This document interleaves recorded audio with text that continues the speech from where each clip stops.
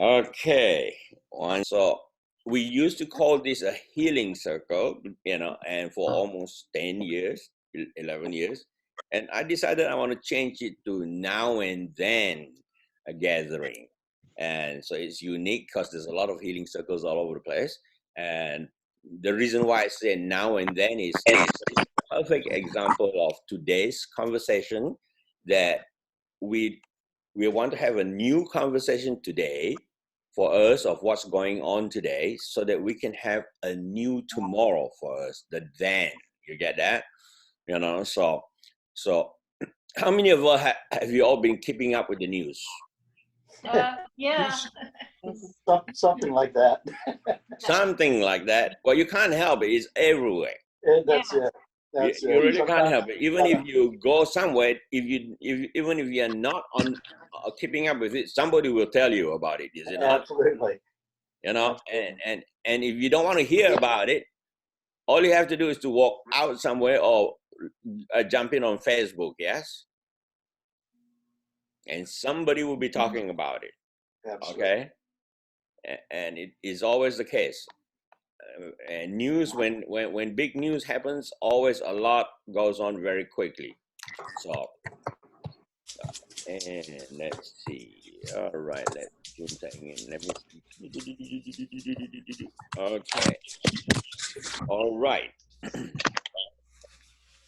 So for those of you who've never seen me, I'm Alex Tan, and I'm glad that you got some other people joining you guys in the group there. So, and I love the healing circle or now and then gathering, and we always have conversations that stretches people's mind, look at reality, and look at your own beliefs and evaluate the beliefs to see if it's valid or to see if you want to look at it in another way.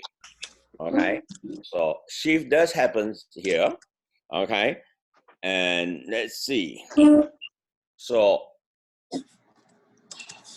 just to get a sense of who's everybody here, does anybody personally know somebody who got the virus?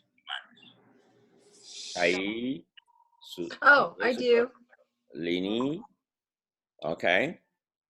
All right. So we have some people. Yes. Okay. So I want to start with, let me see, somebody else is trying to get, okay. I want to go ahead and start with something here. I just want to get you all relaxed a little bit because there's so many things that happens that's coming in. And so I want you all to just take a nice deep breath and just relax. Letting go of the body's feeling of what's going on around the world, around your town, around your home. Just letting go, taking another breath and just releasing, letting go of the energy around your body, just letting go all the energies around your body that is not yours, that is not healthy. Letting go as you take the next breath, nice and gentle. And when you release, open your mind. I'm interested in hearing something beneficial for me, beneficial for my family, and powerful for my community. I'm expanding my mind to hear conversations that will empower me to make the difference in the level that I want. And to hear conversations that will bring me peace, clarity, and strength. Letting go of community fear, anxiety, or conversations that does not serve my well-being or my family's well-being. Letting go. Today you're here. That means you choose to open your mind to hear something that is enriching and empowering for you. And to hear the bigger reasons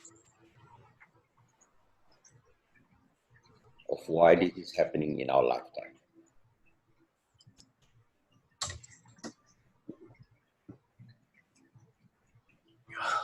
Take a deep breath and come on back.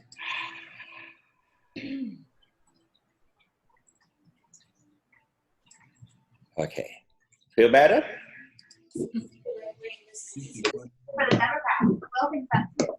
I have an echo somewhere.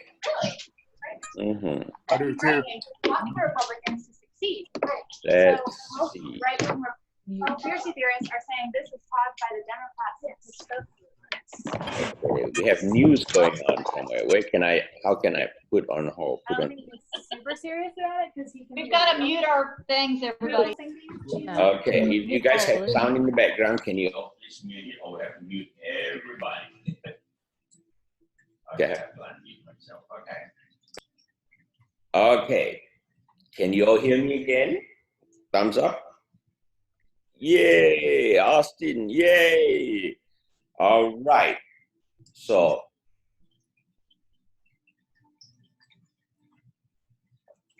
I'm gonna start this conversation now that everybody's popping in with this conversation. How many people believe that everything happens for a reason? You all can shake your head because I mute everybody. And not only everything happens for a reason, but everything happens for a good reason.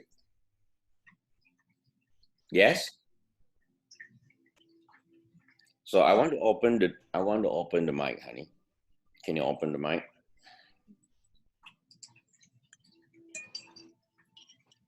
So everybody can talk, whoever wants to talk. So if I say everything happens for a good reason, that means nothing is bad, yes? Yeah. So how does it sit with you guys when I say nothing is bad? So anybody can talk if they want to talk. This is a group participation thing. Nothing is bad, you said? Nothing is bad? If I say not only everything happens for a reason, everything happens for a good reason, because we're building on a premise here. That means nothing is bad. So how does it sit with you guys? Good, not good? Yeah, I'm wrong, I'm right. What is it?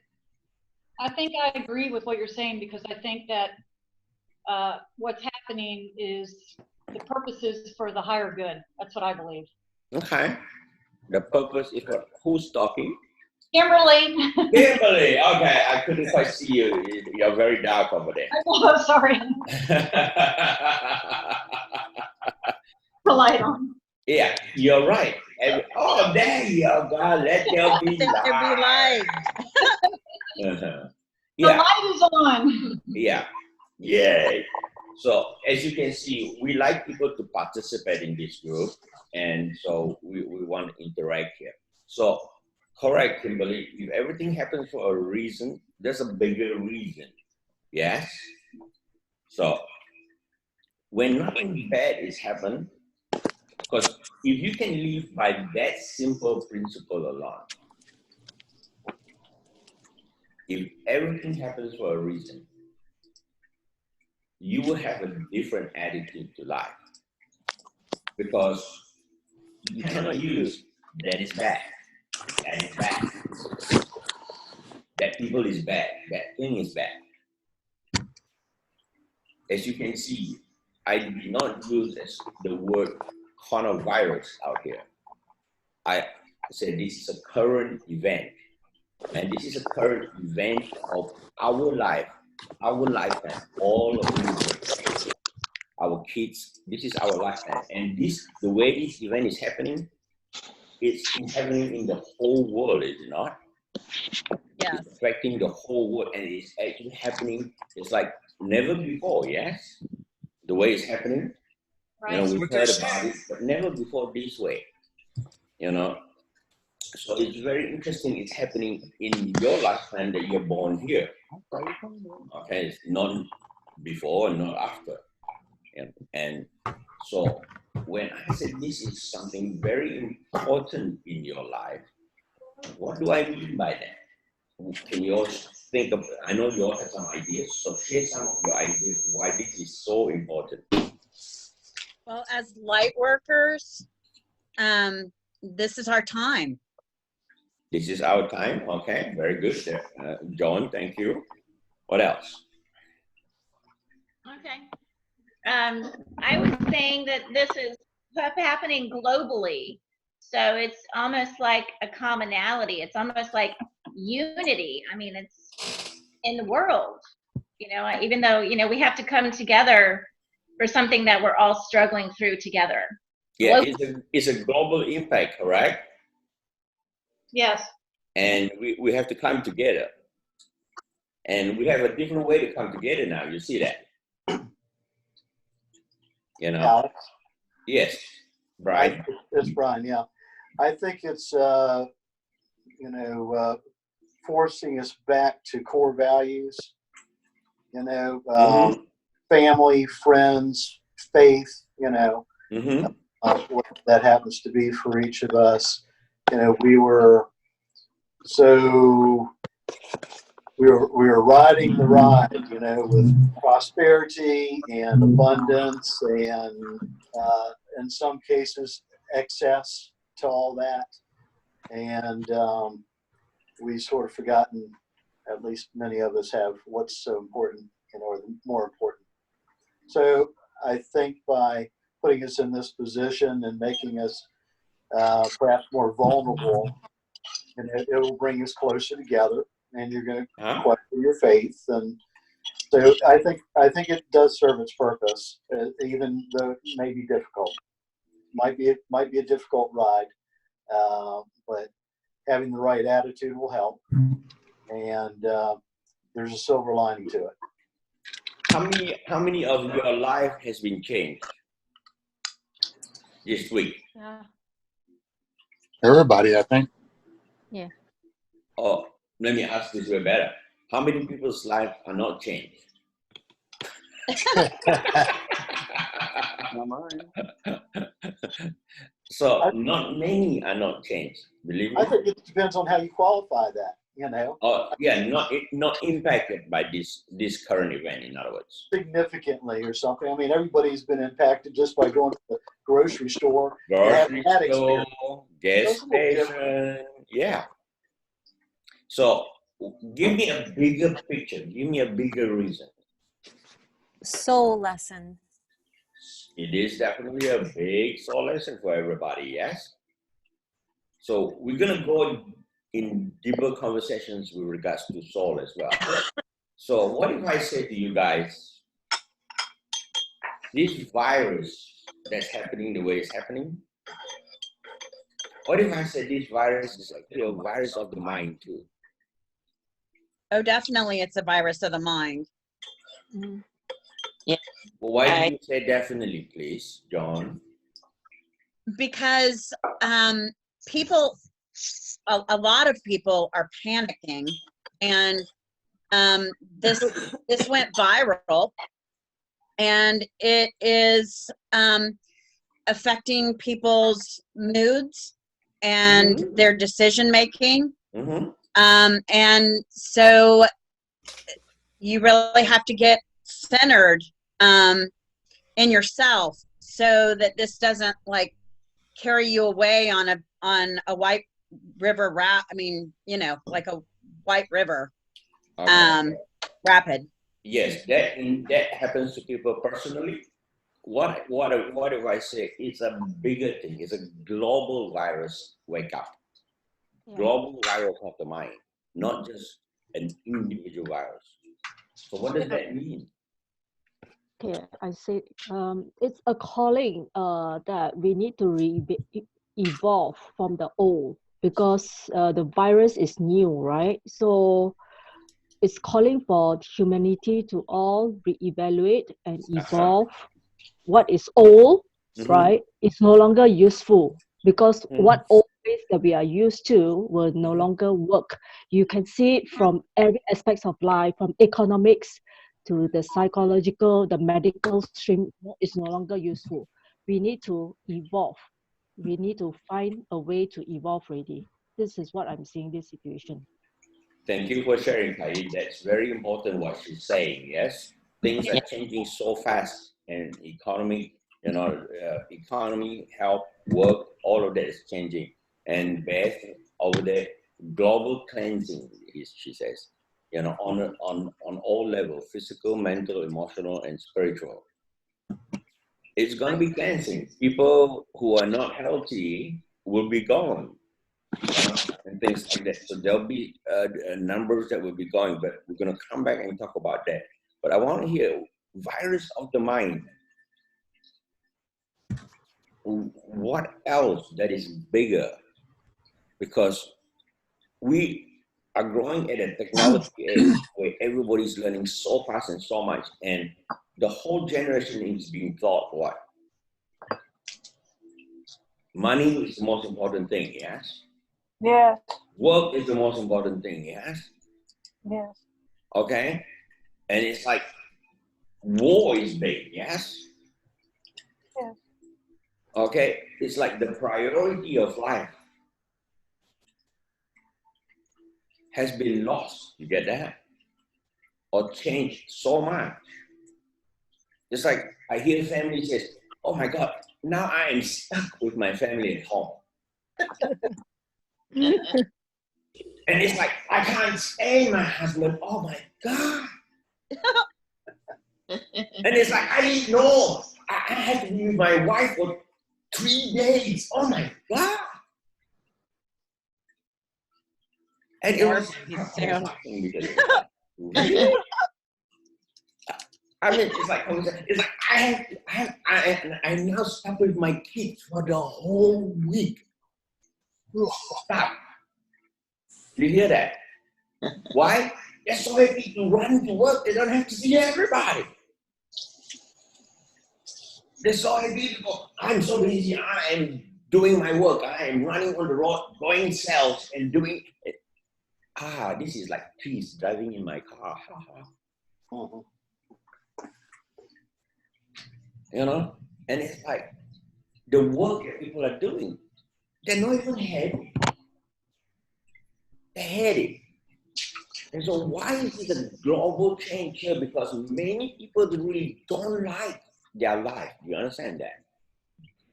Don't like the work, don't like the people. They don't like something, but they don't know how to say, I just need a break.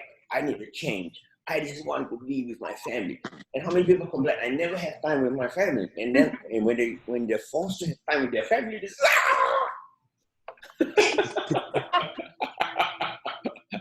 It's human nature, believe me. It's not bad. Like I said, nothing here is bad. It's about just waking up to our life pattern. Okay? It's really funny because, and it's like, we're so busy going to work, and we don't have time to now do things with our kids or our family. And now they have time and they say, I don't know what to do. It's like, oh my God, could you believe I have 2 weeks? What am I going to do? We're going to be bored. How could you be bored in life? There's so many things that we could do. But our monkey mind, that's why I say a virus of the mind, is like the moment we got something, we immediately got stuck and said, oh my God, I don't know what to do. This is terrible. The first word, this is terrible. Can I interject a thought here? Say that again? Can I interject a thought? Sure, go ahead. I think that this virus is also a reminder of our mortality. And it's kind of a wake-up call in a way, like, yeah, you could get really sick and pass away. And so, you know what I mean? Like, wake up and start realizing what really matters in life. And so. Do me a favor, Kimberly. Immortality. Can you bring that up again a little bit later? Okay, yeah. I will have a conversation a little bit later. Yes, it definitely gets people present to this virus when it hits them, when it hits the world. It doesn't matter what race you are. It doesn't matter what country you're coming from. It doesn't matter how rich you are. It doesn't matter how poor you are. It doesn't matter whether you're on the street. It doesn't matter whether you have a political title or no title. It will hit you. Yes? It really doesn't matter. It's like, wow. It will hit kids. It will hit old people. It will hit angry people. It will hit happy people. And it will even hit the healthiest people who eat everything healthy and drink everything healthy, like pure food. You get that? And it will hit people who eat junk too. So there's no selectiveness over here. How does that happen? So what if this is a wake-up call for the world? A wake-up call to see what is our priority of life. Alex, Yes. I read this past week, and it resonated with me anyway, that it was a mass activation of the root chakra. I thought that was really a profound statement. Okay. So that's a statement. Let me look at it. Okay, that's one way of looking at it. And Alex, yes. one thing that I've noticed is that there is a lot more energy flowing around this right now. It's like we've activated and turned on a great chaotic creative energy as well. And I don't know if that's a result of people's personal conversations. Hello, Wizard. Hello, Eleanor. Hello, guys. It's so good to see you guys. I haven't seen you guys in a long time. Okay, so this thing happens. It really kicks your butt. Excuse my language. It really kicks your butt. Oh, makes you really see, because it has to go down before the energy can go up. And it definitely is raising the vibration of the consciousness, vibration of the body. It definitely is. But it has to flush out first, is it not? You know, like every time when you clean a house, you've got to get the things out of the house and get it clean before you can now redecorate it and make it look beautiful. You know, it's a planet way of cleaning things as well. You know, volcano, tsunami, all of that. But if you look at the bigger picture of this, the way that our world is growing, we call civilized world, yes? Our community, our society, okay, our nation, and the world, all going into materialistic stuff. Look at that. The bigger the material, the more material. A lot of it is based on material. We are trying to do that. We have to first make money before we can even do anything else. We train to make money from the very, very young. There's only a few people that can be trained when they're young to have a very strong spiritual and moral perspective. They don't even stay long on that perspective they are brought up. They get changed so quickly along the way. When they go to a society that says, this is the most important thing, and then go to the next organization, that is the most important thing. So I'm saying that the way we think, the way we look is fear-based as well. I mean, if you listen to the societal conversation called social distancing, so we're pushing people away. Okay, they call it social distancing. Everybody's using it. It's a catchphrase right now. And this is the first time I'm using it here because I didn't want to use that. I said, is there just another term that I'd rather use? Because why we're just pushing everybody away, you know, as connected as we are with Facebook, internet, telephone, everything like that, people are feeling more alone now. And yet they are more connected. How is that possible? Yeah? How many Facebook friends do you all have?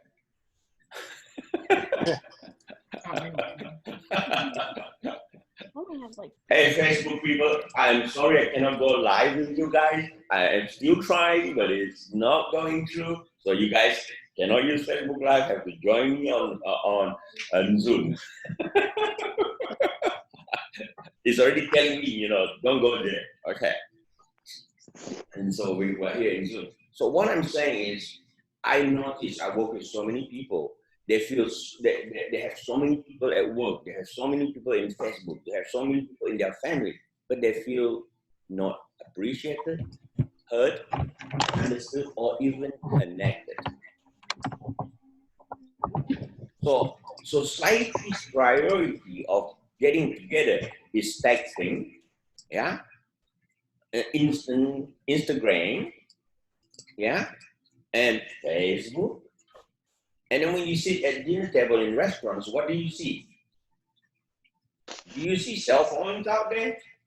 Or do you see face-to-face connection and communication?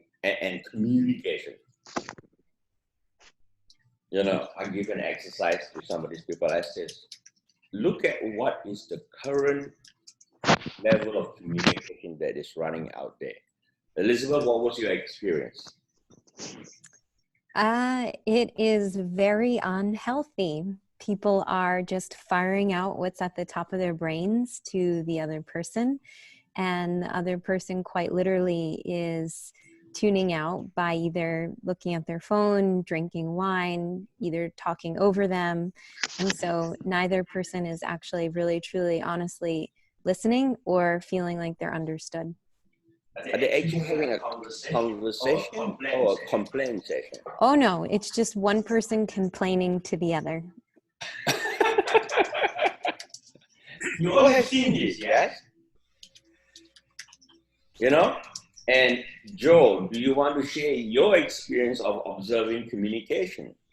Wow, it's been wonderful last 2 weeks of watching monologue with monologue, and people waiting for you to finish your conversation so they can go ahead and overrule what you're saying.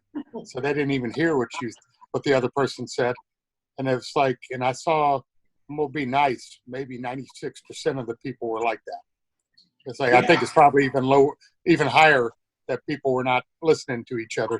Mm-hmm. It was very shocking.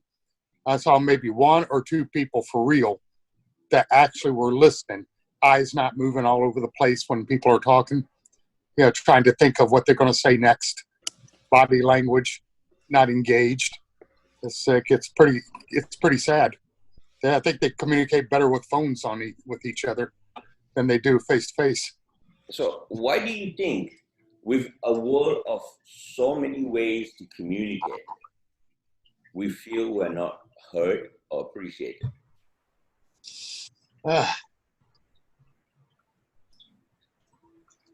Get present to that, because I'm saying it's a virus here. It's our so-called old thinking that we want to look at, we want to get rid of, or want to change. I think we're just not satisfied. We get something and we want more. We get something and we want more. Nobody is just focused on the present and the gifts that we have. So to me, this is just, what we talked about before, which is just human connection. Correct. Probably all of us on this video have talked to people on the phone for the first time in months, people that we text all the time, but we actually took the time to look at them on FaceTime or call them and really check in and care. Yep. Exactly. You're really communicating with them or listening to them instead of too busy. And more people get connected on the phone, they were saying. They're using the phone bandwidth. More people are calling each other than ever before. Skype was saying that they have more people using phones than ever before. Okay, so yes, but what you said, 2 things was very important, was that we're so busy getting more, bigger, better, never satisfied. That is a virus of the mind. That is a thinking that is passed on to us, passed on to me, passed on to the kids, and we pass it on to everybody. We never ask people, what is enough? What is satisfying? And when you reach it, could you not enjoy and appreciate it? Can I bring something up? Yes, Robert. The most disturbing thing to me about this whole hysteria is how the government is taking control. And they find that they can really, really control everybody. This goes from local government to national government to the world government. And if we let this happen every time there is a little hysteria about a virus, that, in my opinion, the flu is worse in the amount of deaths. And from the reading I've done, I don't know if I'm right or wrong, but I'm disturbed about what the government is doing to try to control this virus. That's my thought. Yeah, there's a difference between the flu and the coronavirus, definitely. And you guys can read it up on yourself. But the flu didn't create a world pandemic experience. This one does create a pandemic experience. That's why I'm talking about it. Okay, and you will see the data is definitely different. Okay, the death rate is definitely different, and things like that, and it's spreading a lot more lethal and faster. Okay, the flu, there's a lot of death on flu as well, and why we don't talk about it? Okay, the world has a lot of it, you know, and there's plenty of data on that as well. And so, but what I want to come back is just exactly what I'm talking about. Our monkey mind here, human being, allow people to control us. And that's why I say it's time for us to reevaluate the way we think, look at what is valuable, because we let other people think for us so often. It's time to think for yourself, just like, you know, powerful spiritual people always teach, you know, discern for yourself and make your own choice. The government can only control you if you let the government control you. Your partner can only control you if you let them control you. If you are in control of yourself, which is a new thinking, if you're in control of yourself at any time, nobody can control you. It's a hard conversation for people to hear that. But somebody's going to take you away. They might take you away. They can take your body into prison, that Nelson Mandela did. But nobody can control his mind. And his mind is still free. So when you are in charge of yourself, it's a whole different ballgame. And like I said, I'll go deeper, and a lot of you guys are going to be spinning questions and asking questions. So I want to just let you all see how many layers this thing is happening here, like the virus of the mind here. Another aspect here is we are so trained to take care of others. We are so trained to take care of this, take care of that, take care of everybody else. And we end up not taking care of ourselves. How did we learn that priority? If you go on the airplane, they don't say take care of, put oxygen mask on somebody else first. Yeah? They always say what? When you go on the airplane, if the oxygen mask falls down, what do? Take care of yourself first. Yeah. But why in the culture we say we have to be selfless and always give somebody? So let me give you one example. If I'm angry and frustrated, or tired and disappointed, how much energy can I have to give? Not You don't. If I'm poor, how much can I give? How many of you all heard this conversation? We give everything to them. We give our energy, we give our time, we give our resources, because we call it love. Yep. Have you all heard that before?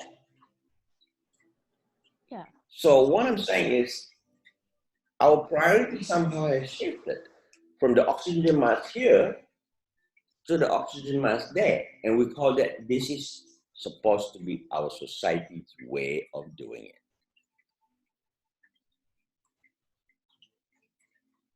I'm not saying it's wrong or right. I'm asking you, how long can you do this without oxygen?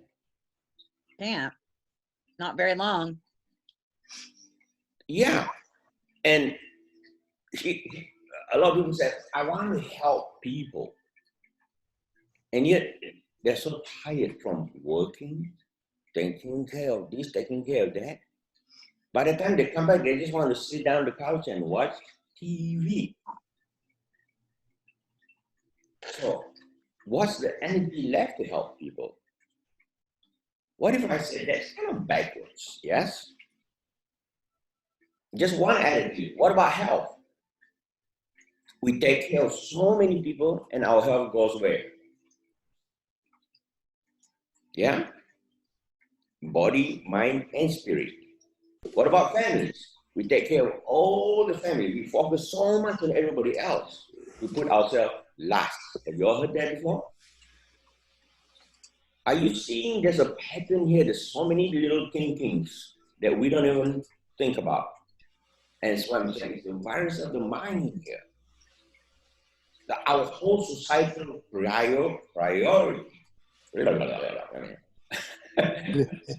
Our whole societal priority is like somehow altered. It's all a little bit at a time, a little bit at a time, a little bit at a time. You know, just like the frog in the hot water, you slowly turn the hot water up a little bit at a time. You just put the frog in the hot water and you slowly burn it. You just get hotter and hotter and hotter. The frog don't even know. They call it normal. And when it's so hot, it's going to die. You didn't even know it's going to die.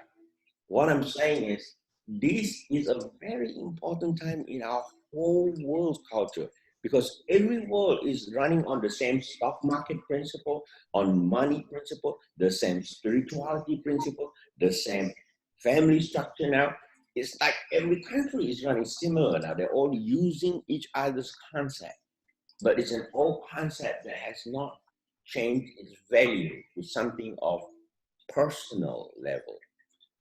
That I am just as important as the family and everyone else. Not they are important. Do you all hear that? Can you all see that? So from that level, what else? In the thinking aspect, in the principle aspect, in the belief aspect, it's a little bit off from your perspective. Hey, Alex. Yeah. I like the fact that you said discern, because I think that we tend to get the two confused between discernment and, like, I don't know, being either picky or overreactive or reactive. Mm-hmm. Whereas discernment is just being wise, getting just the facts, please, Mm-hmm. and making the best decision for your family. Mm-hmm. And I think that that's something that people are getting more clear on with it, you know, what's going on. Exactly. You know, and I said this is an important time of our life because all of us here have the opportunity to wake up, take a look at our priority, and now provide this for the generations behind us, the kids behind us, giving them a whole new principle, a whole new way of living life, a whole new way of working, a whole new way of looking at themselves. Because our so-called society is so harsh. You know, when I look at high school kids growing up in high school, that's a tough life. It's scary for them. And many people get so many things that got changed. And like I said, there's nothing bad here. Okay? It's what they need for them to grow. So culturally, Is that what we want? Because we're heading that way. So I'm going to open another deeper conversation for you guys. And I see we have kids over here, so I've got to watch my language. Yeah?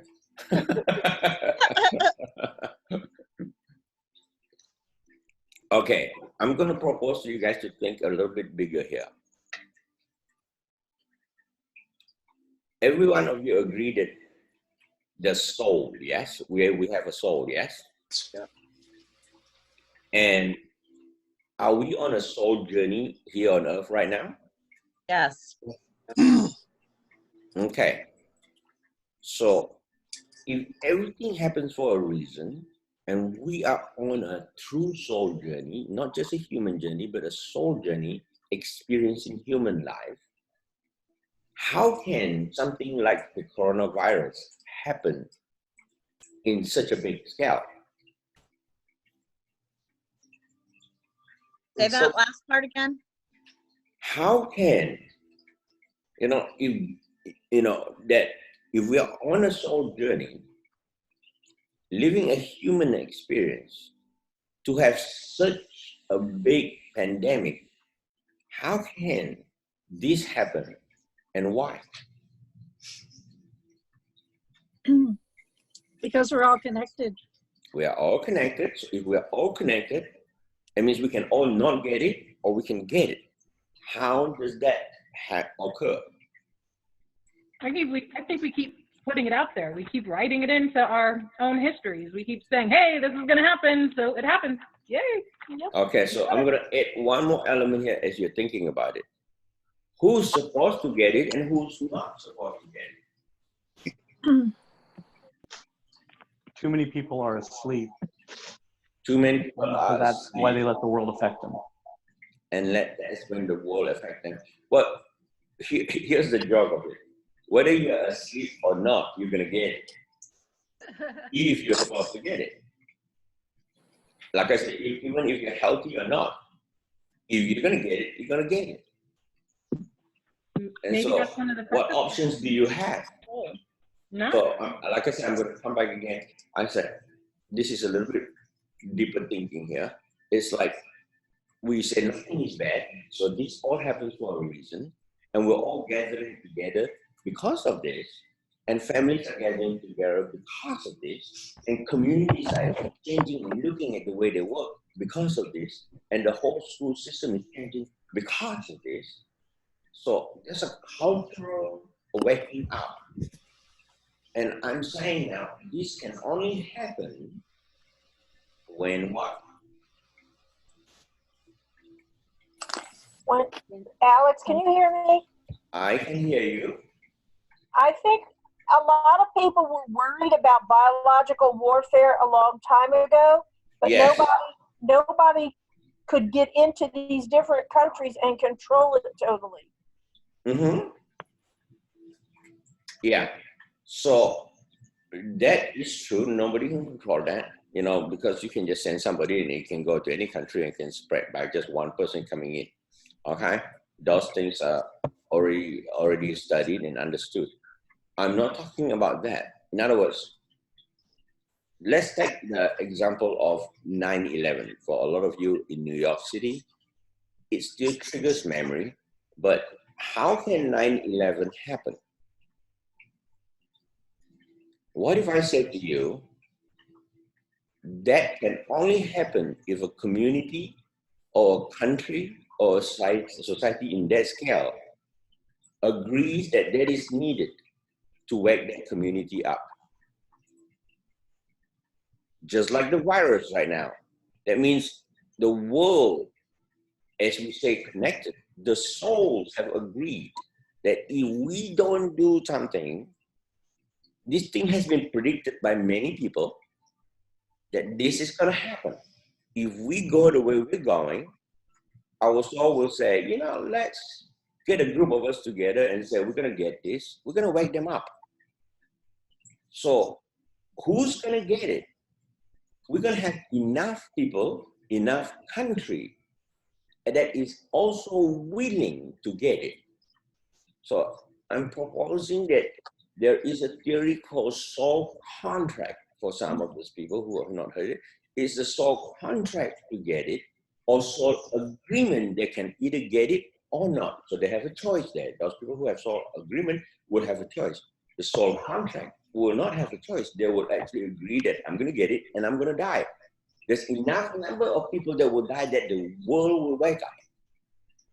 So there is an enough collective consciousness of agreement to get it, to wake the world up.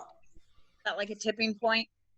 They have to have enough tipping point to consider that something that was shift a culture and the vibration of the world. Alex? Yes. If the information that I have read about and is correct, which is sometimes you don't know, but I heard that the earth is healing. In Venice, the canals are clearing up. In Japan, the dolphins and stuff are coming closer to the shore, and all over the world, there's things happening. Whether it's true or not, the information I got say it's true. So I don't know. How many of you have gone to work driving on the highway lately? Yeah. It's like there's not many cars out there, is it? Nope. It's like, woohoo, where's the traffic? It's like, oh my goodness, this used to take half an hour, it's 5 minutes. Well, it has to change, you see that? It really has to change. But in order for the change events, the change agent, right, or the change agent to really be effective, an agreed number of people have to die, have to suffer, have to get it to make it a valid shift for the world. Alex, Does that make sense? is this related to what I brought up earlier about reminding us of our mortality and what really matters? And thank you, Kimberly. Yay, you remember to bring it out. So, if I use this premise that we were talking about, if you know, like, there's no accident, yes? So if somebody is sick, there's no accident too. So if we use this premise, somebody is sick and they're gonna die, and it's not an accident, that means what? That means that person has agreed to help this world to wake up, yes? So is that a bad thing? It depends, Alex. I mean, if you're somebody's loved one and you die, correct, it is going to impact people in a negative way. Very good question. If somebody's so close to you, just like kids, your kids or anything, or your animals, that has agreed upon, and they will die, and it will impact you in what way? It can make you sad. It will definitely, unless you have already have an agreement or an understanding that this is what you contract upon. So if you can read the contract of people, then you can understand that person has a contract, and that can become a smooth transition. But it cannot be a smooth transition if the person next to them or close to them does not want to accept that that person has a contract. You get that? Otherwise, Alex, death would mean nothing to a lot of people. It can, or it could mean a part of the process. How many people will not die? Is there anybody that will not die? Yes. Who? Let me see. Here I am. Okay, Robert's gonna live forever. He's one of the immortals. So he's gonna see lots of people die in his time.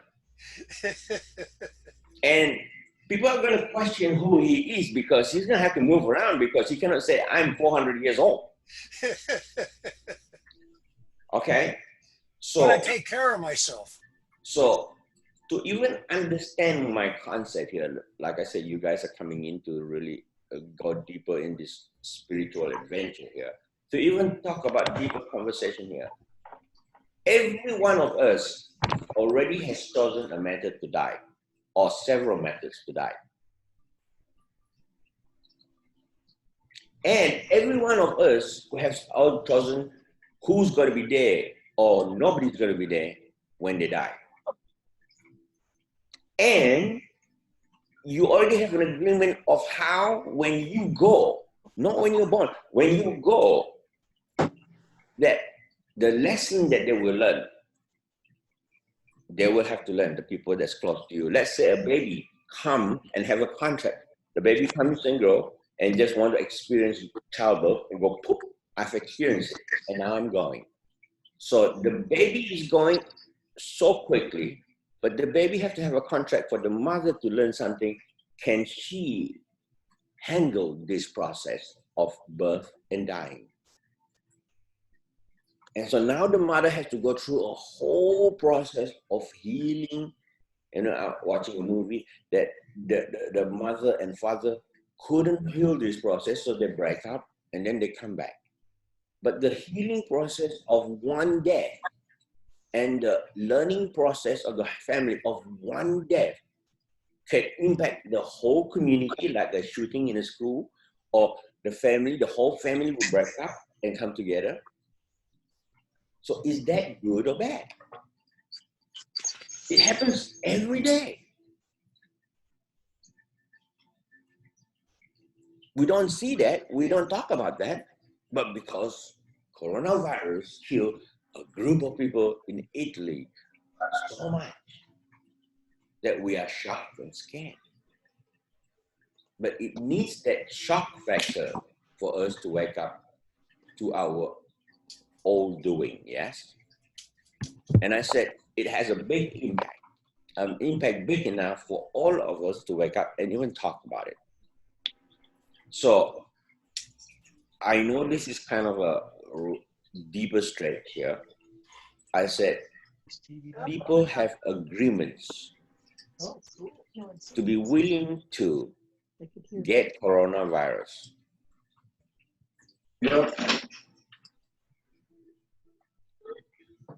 That's why I said, open your mind and you can have a discussion and you can agree and disagree with me. That is fine. Okay. So what if I propose that this is an agreement to help the world? Is that a good thing or a bad thing? Good thing. Yeah. Alex? Yes. I heard it put, I think this is what you're talking about. I heard it put today as dying is the fastest way to shift, to reemerge with the non-physical. And I think that ties in with people with a soul contract to pass at this time with this dramatic thing that's going on. Well, dying is definitely a fast way to shift, but that's not what I'm emphasizing on.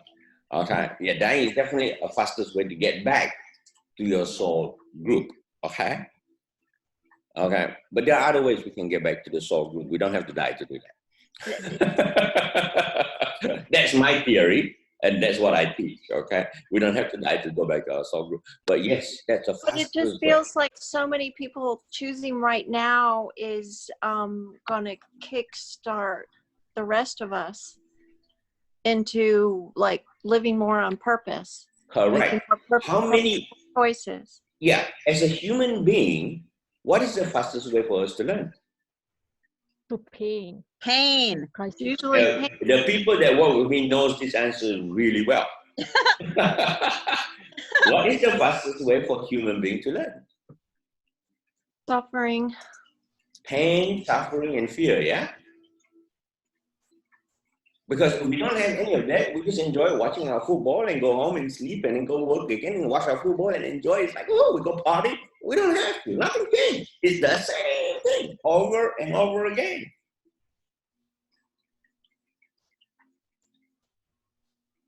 The moment we get scared, if we walk on that street and we know there's a tiger and we walk out and we see a tiger coming, you get scared, you're gonna run. And the next time I say, go ahead and go out again. you're gonna like be very careful to go out really quickly. You know, you learn so quickly. So here's a couple of things to ponder upon. Like I said, this is a very deep conversation for people. It's not an average conversation. When we have a fear of something, what does that mean? We expect it. Say that again. We expect it. We expect it. What We else? expect it'll happen. We expect it will happen. But why are we afraid if we expect it to happen to us? Might be bad. No, if we like, I know I'm gonna die. So why am I afraid? It's a matter of how I'm gonna die. Because you think you're afraid. I'm sorry? Because you think you're afraid. It's not, yeah, perfect. They are thinking they are afraid, but actually they are really afraid.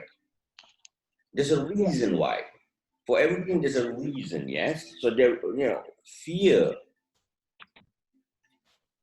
is It triggered feels by something. it feels like a trigger to get me moving. Because It we don't know could. what Change. It could. because we don't know what's going to happen. Yeah, I If we think don't know what's gonna happen, why are we afraid?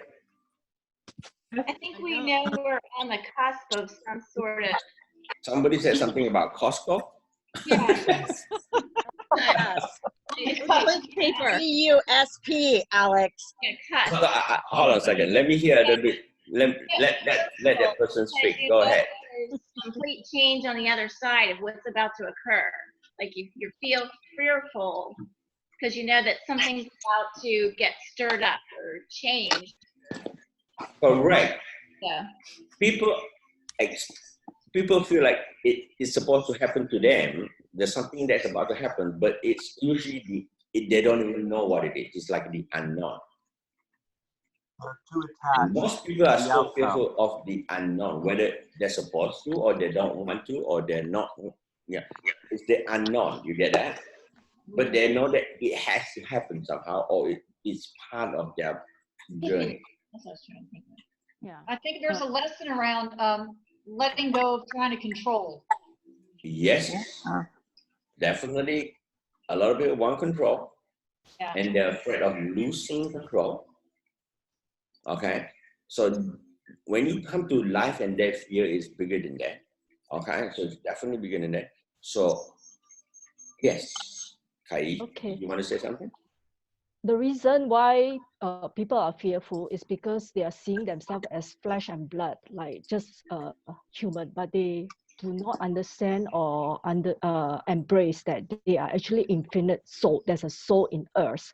So I already have this contract right now. I speak for myself to experience this pandemic right now. So to realize and also to wake up in consciousness to realize that I chose this life in my soul to walk this journey. So it's for me to be empowered within, all right, and wake up and continue with my soul journey, and emerging my human's goals with my soul journey.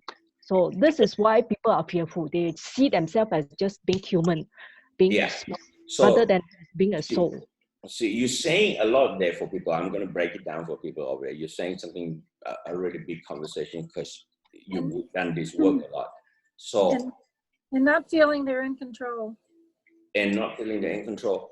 But when they don't feel they're in control, they are fearful in many ways. But when it comes to this particular thing called the virus, they're fearful because, like, how many people actually ends up afraid of dying? Like Kai was saying, if people are afraid of dying, that means they think that this is the end of life. But if you know this is not the end of life, then why are you afraid of dying? Pain. Or even if it's in pain, you jump from a building, you hit the floor, you feel pain for a few seconds, and you're gone. Yeah. Right. Something to say. I'm afraid of dying more just because I would be sad to like miss out on my son growing up and just kind of the, Perfect. the life. So, It's not about the fear of actually dying. do you mind if I talk with you on this? Yeah. Okay, Reggie. Yeah. So let's say the exact thing that you just said. I'm afraid of dying because I'm afraid of missing out. Yes. Yeah. So let's say if you have a contract that you're not supposed to be there after this part of the journey. I'm not talking to you. I'm just saying, let's just hypothetically saying that, we here finished and we die. So tomorrow I die. Okay. And does that mean I'm going to miss out on every one of you?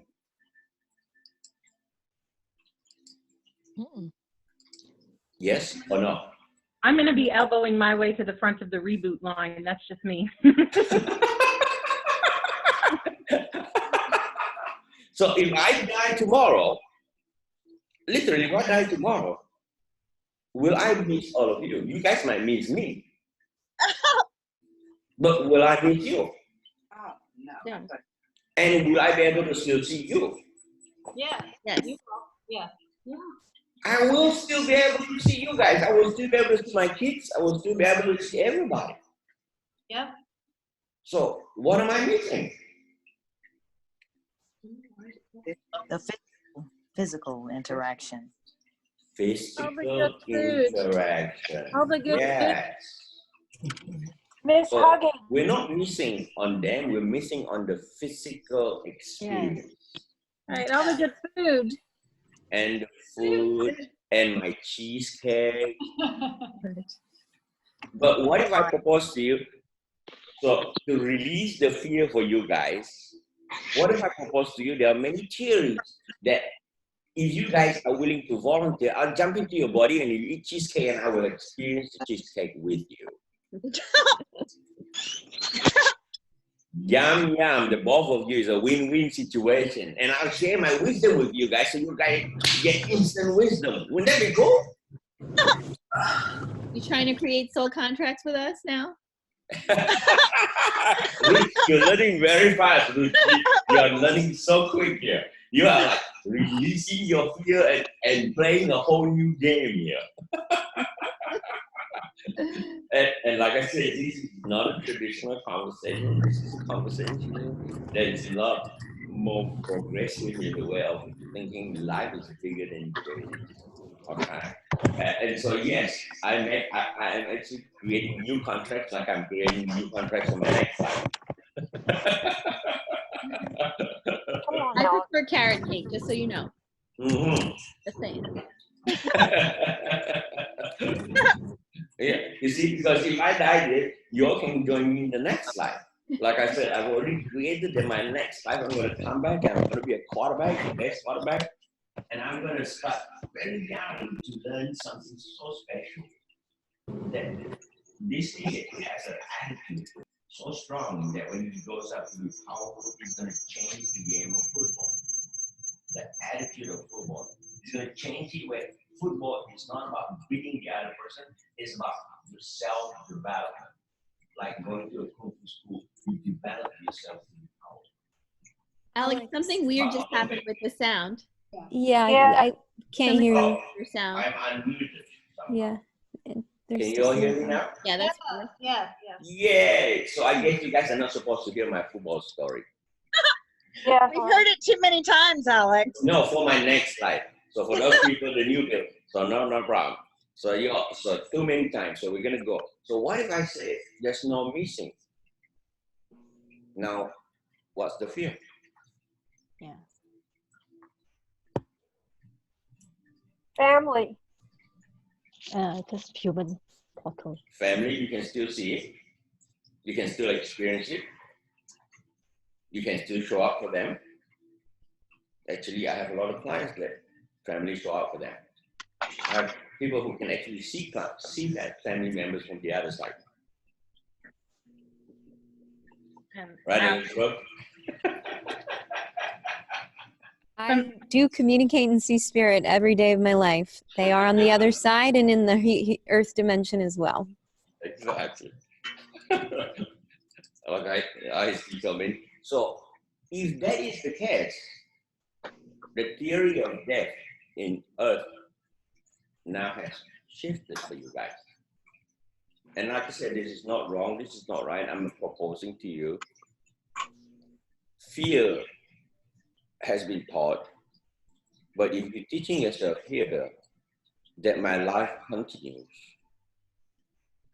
you know, like I'm on my website, I'm creating something for you guys so that the fastest way to eliminate fear is to educate yourself. And once you understand it, then there is no fear, even if it's in the form of danger. Okay? So fear comes when we have not, is in the unknown and have not made a choice. And when we make a choice, there is no fear.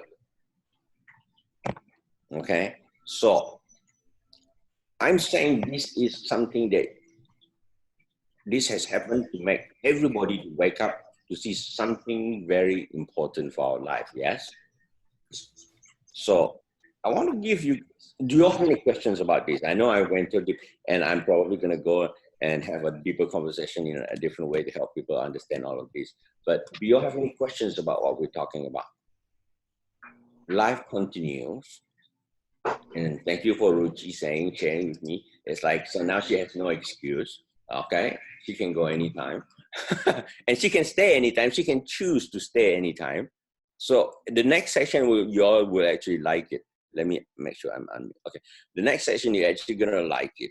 Okay, so I said, every one of us has an opportunity to have an agreement to be a part of the virus that helps people wake up.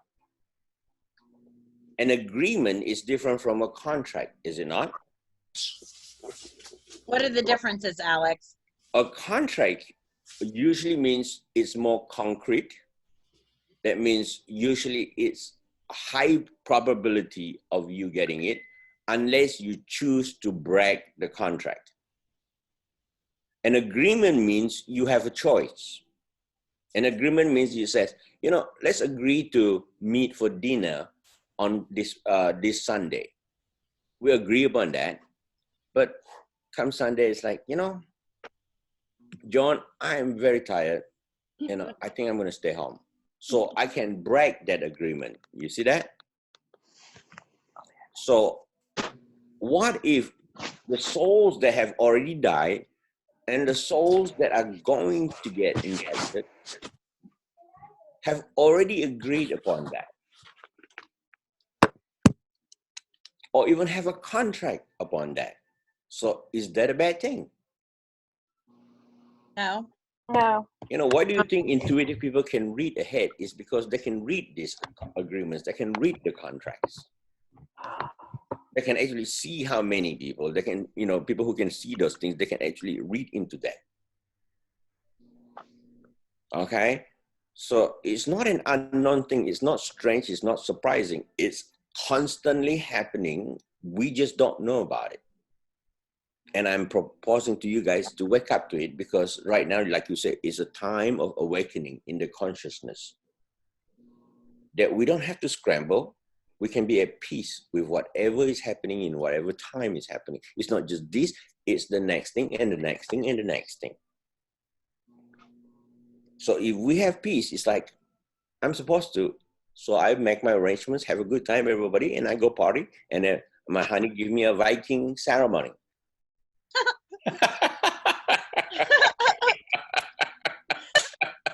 Right, honey? Absolutely. So it's not a big deal.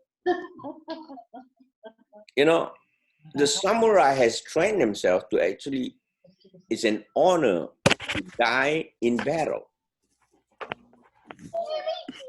You know, so that's a whole different ballgame. So we're going to come back here. So let's say, if you are fearful, what can we do about it? If you're fearful, the first thing first is we want to educate ourselves, yes?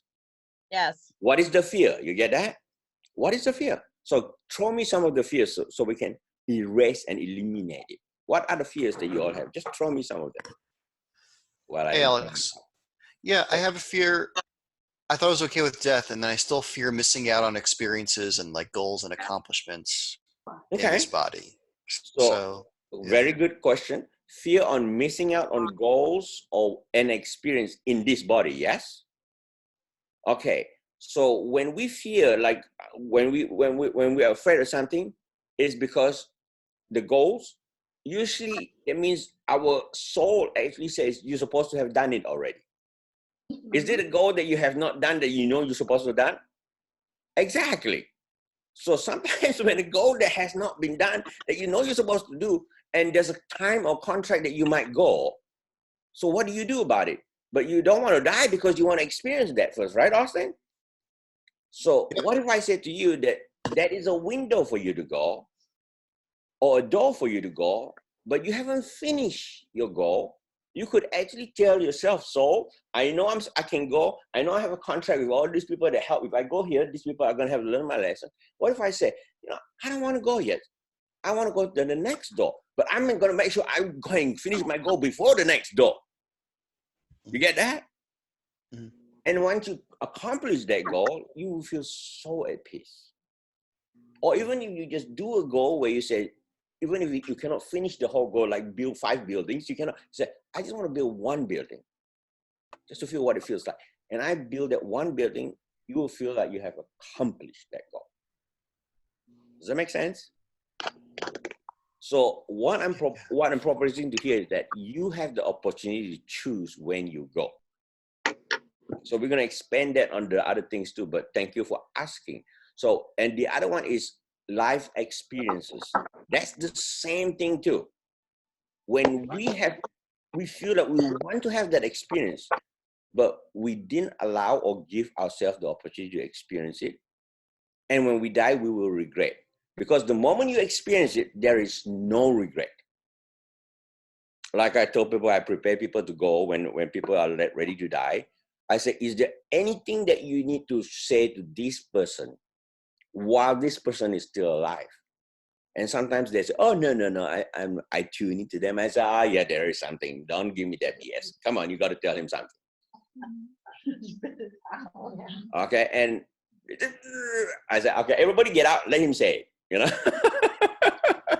And when they say it,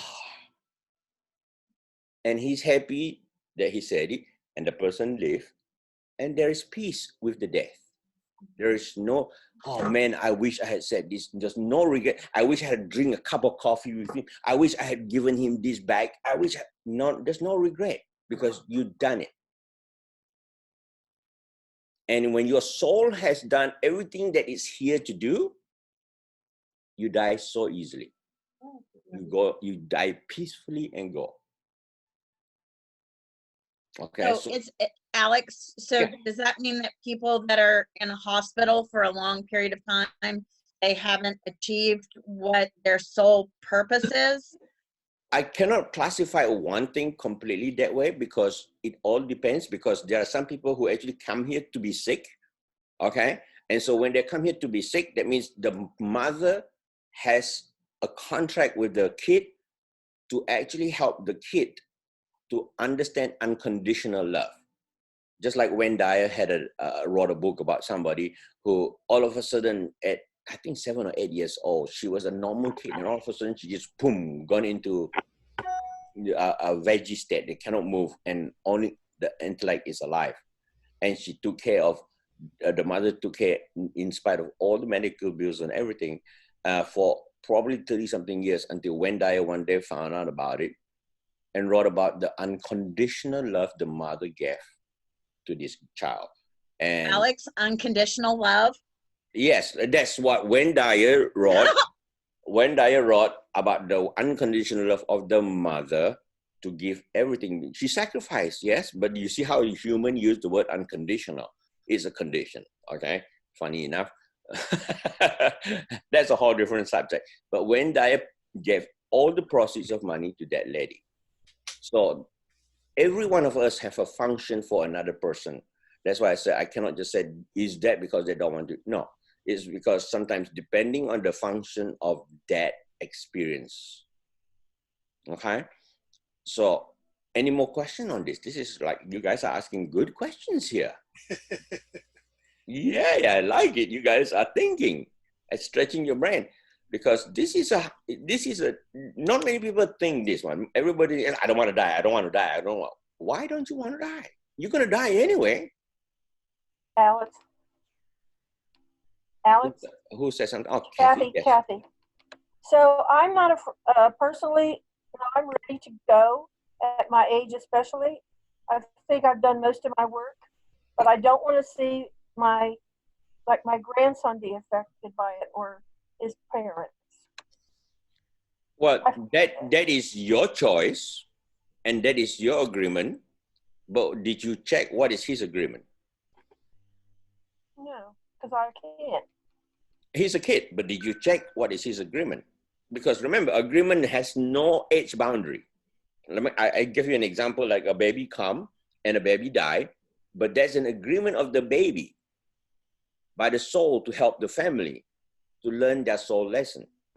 Yeah. It's not just a human experience. How do you explain why does one healthy baby die for no reason and another baby that is so sickly and can live for so long? How do you explain that?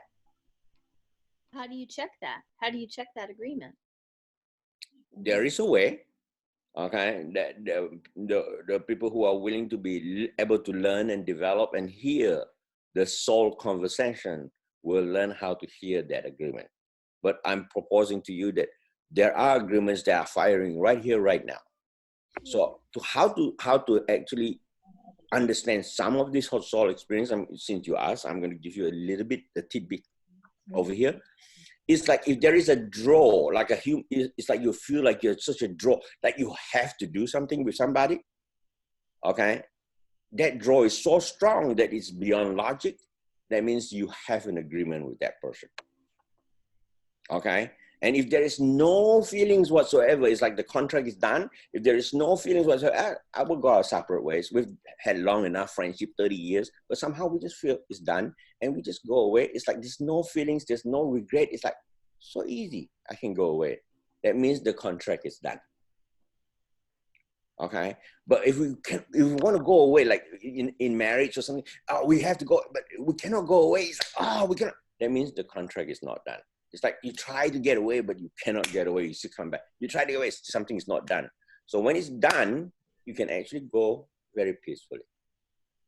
Alex, are all relationships contracts or agreements, or is there another category available? Well, contracts and agreement covers all categories. It covers souls, it covers groups, it covers all categories. It is not biased to what nation, it's not biased to what soul type, it's not biased to what soul age, it's not biased to what soul group. You know, so it could be one whole soul group could have an agreement with one person. You hear what I'm saying? Okay, so yeah, agreement is just a term that we use so that we know that there's two souls that are willing to grow together to help each other grow. Or some souls are here to push buttons.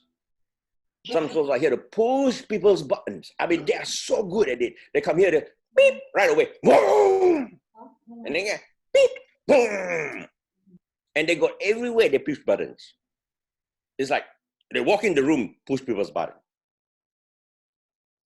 But remember, human experience, soul lesson, if we are complacent, we don't learn. Not many can enjoy and learn peacefully. You know, I've chosen that, you know, and I want to now grow. I've had many hard times, so I say, no, I want to grow nicely now. I choose. So if you all choose, then you all can grow quickly and do that. But most people don't even have the consciousness to even choose. So guess what? Something has to, the 2x4s, yes? So this virus is the world's 2x4s to wake them up. You get that?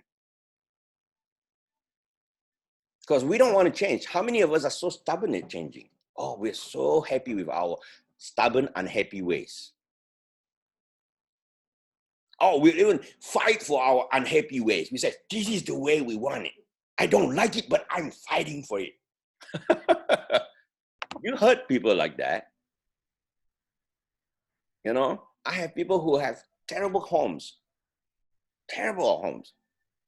so much stuff, hoarding stuff, but they're fighting for the right to stay there. Nothing wrong. I said, there is nothing wrong. It is their soul contract. Because the moment you have a hoarder, now you have a whole contract. The contract is like, how many shops sell stuff to her? So they make a lot of money from her. Okay? So they make a lot of money. But now, whoever has to clean that, now have the contract to do that. So now they have to learn. They're going to complain. They're going to like it. They're going to not like it. But that's a contract for them. So when you look at it, every part of life is a part and a parcel of growing. And I said to you guys, everything happens for a reason, and everything happens for a good reason. That means there is a good lesson that is coming out of all of this big picture. So why do we have to be scared of it?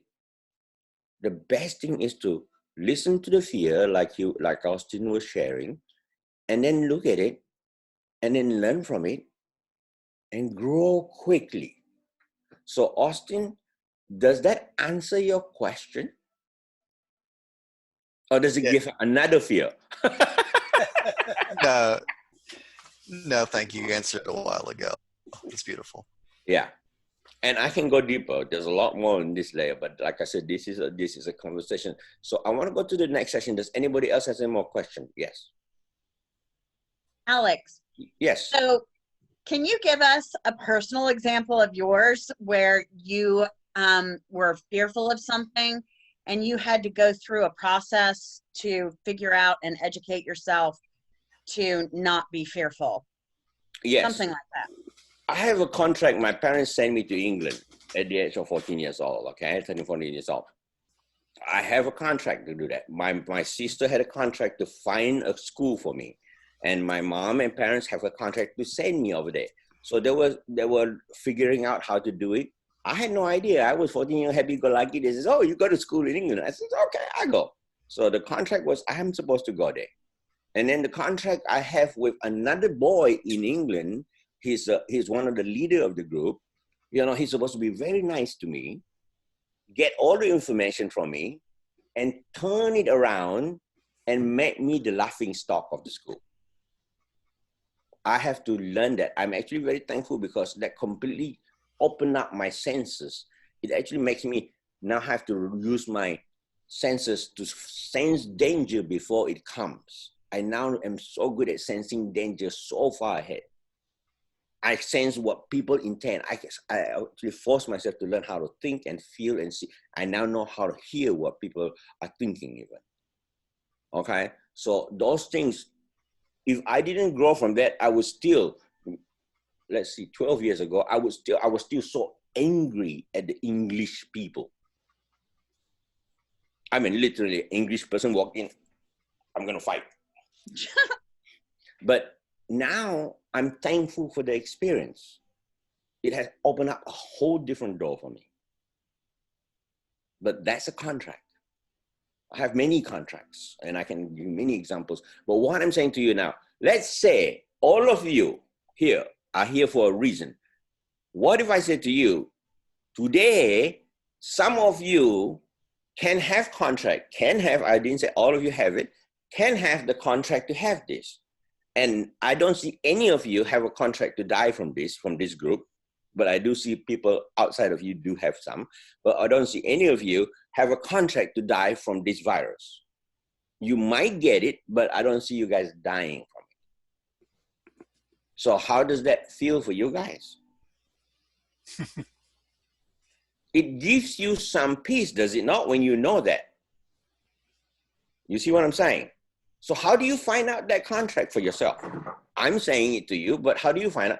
So if you want to change your contract, even though I tell you, you can still change the contract. Remember, this is your life and your opportunity. You can say, you know, I don't believe in Alex. I want to go try it. I want to prove him wrong. Okay, go prove me wrong. So you have to have a contract now. So you're going to go get it.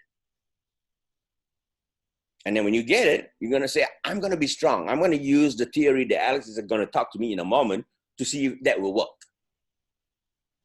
So you have what I call free will.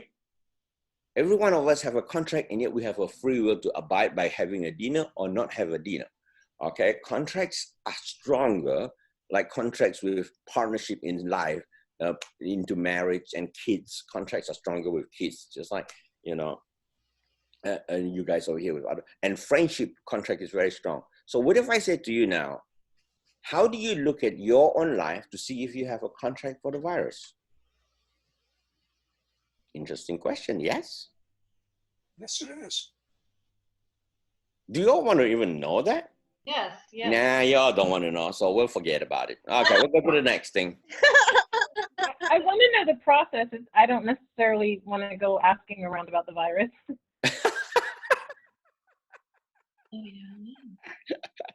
Well, you're going to learn a lot of things about here. I need to move a little bit faster because it's like, oh, boys, there's so many things to cover here. Okay, so how do you find out if you have a contract? Okay, so the fastest way to find out if you have a contract is if you think of a coronavirus, and if you actually put it in front of you, if you think of the virus, and you feel that there's no draw for you, no draw at all, or no even interest in it, then you don't have a contract. Okay? But if you're fearful of it, if you're feeling fearful of it, that means there's something there. It might be you, or it might be somebody in your family, or somebody that you love.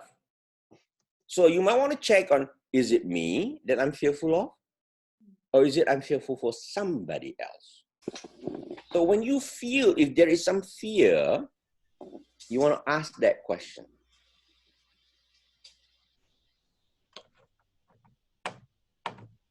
And if it's me, you can ask, okay, this is me. How strong is this agreement? Am I supposed to get the whole thing or just part of it? So really look at it, because when you look at it, the fear disappears. But if you don't look at it, you don't know. So it's the unknown of what will happen to you.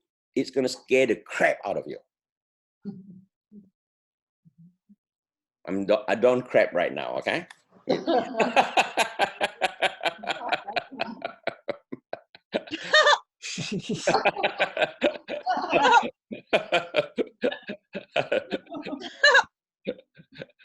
Thank you for entertaining my sense of humor here. So if you feel there is some kind of a fear, and if it's not strong, you can look at the virus and say, I have an agreement with you. Let me choose. Do I want it? That I can either take it and then overcome it, so I can show people how to overcome it. Or do I want to take it where I get really close to death, where I can see my whole life, but I'm not going to die? Or you look at the virus and says, you know what? I can learn from that. I don't need to have it. I don't even want it. So now you say, I'm not going to fulfill my agreement. The moment you say, I'm not going to fulfill my agreement, now the energy is broken. That means when your energy is broken, then the virus is not contracted to come around you or close to you or to you. Then you're clean. Does that include your family too? The family have to make their own choices, but you can bring it to their presence, but they have to make their own choices. Remember, every soul is on a soul journey. I know we like to make all their choices. I'm sorry, you can't. You know that about me. Yeah. Alex? Yes. On Saturday night, I went to a wedding and a wedding reception at the Ressner Inn in Virginia Beach with about 150 people, and hugging and shaking hands and dancing and all that. Some of the people flew down from Boston and New England, some people. So I could have been exposed to the virus.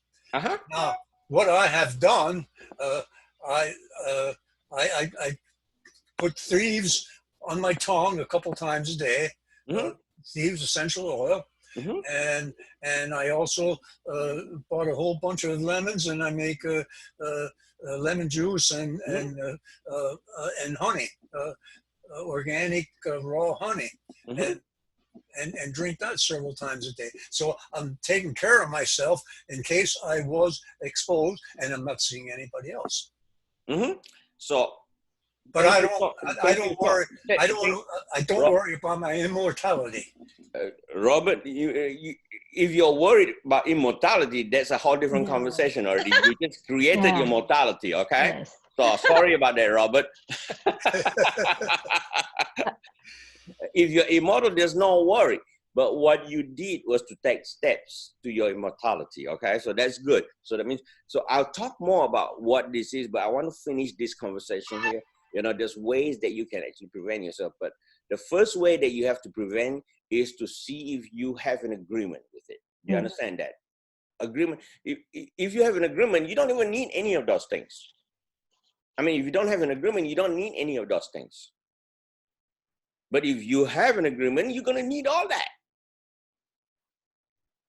And you don't want to die from it, then you use those. You see what I'm saying?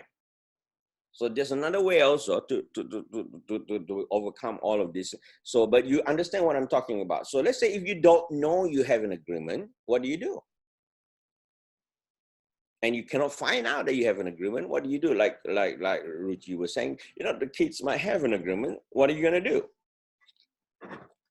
Okay, so the best way is to educate them about it so that you can help them and help them make a choice.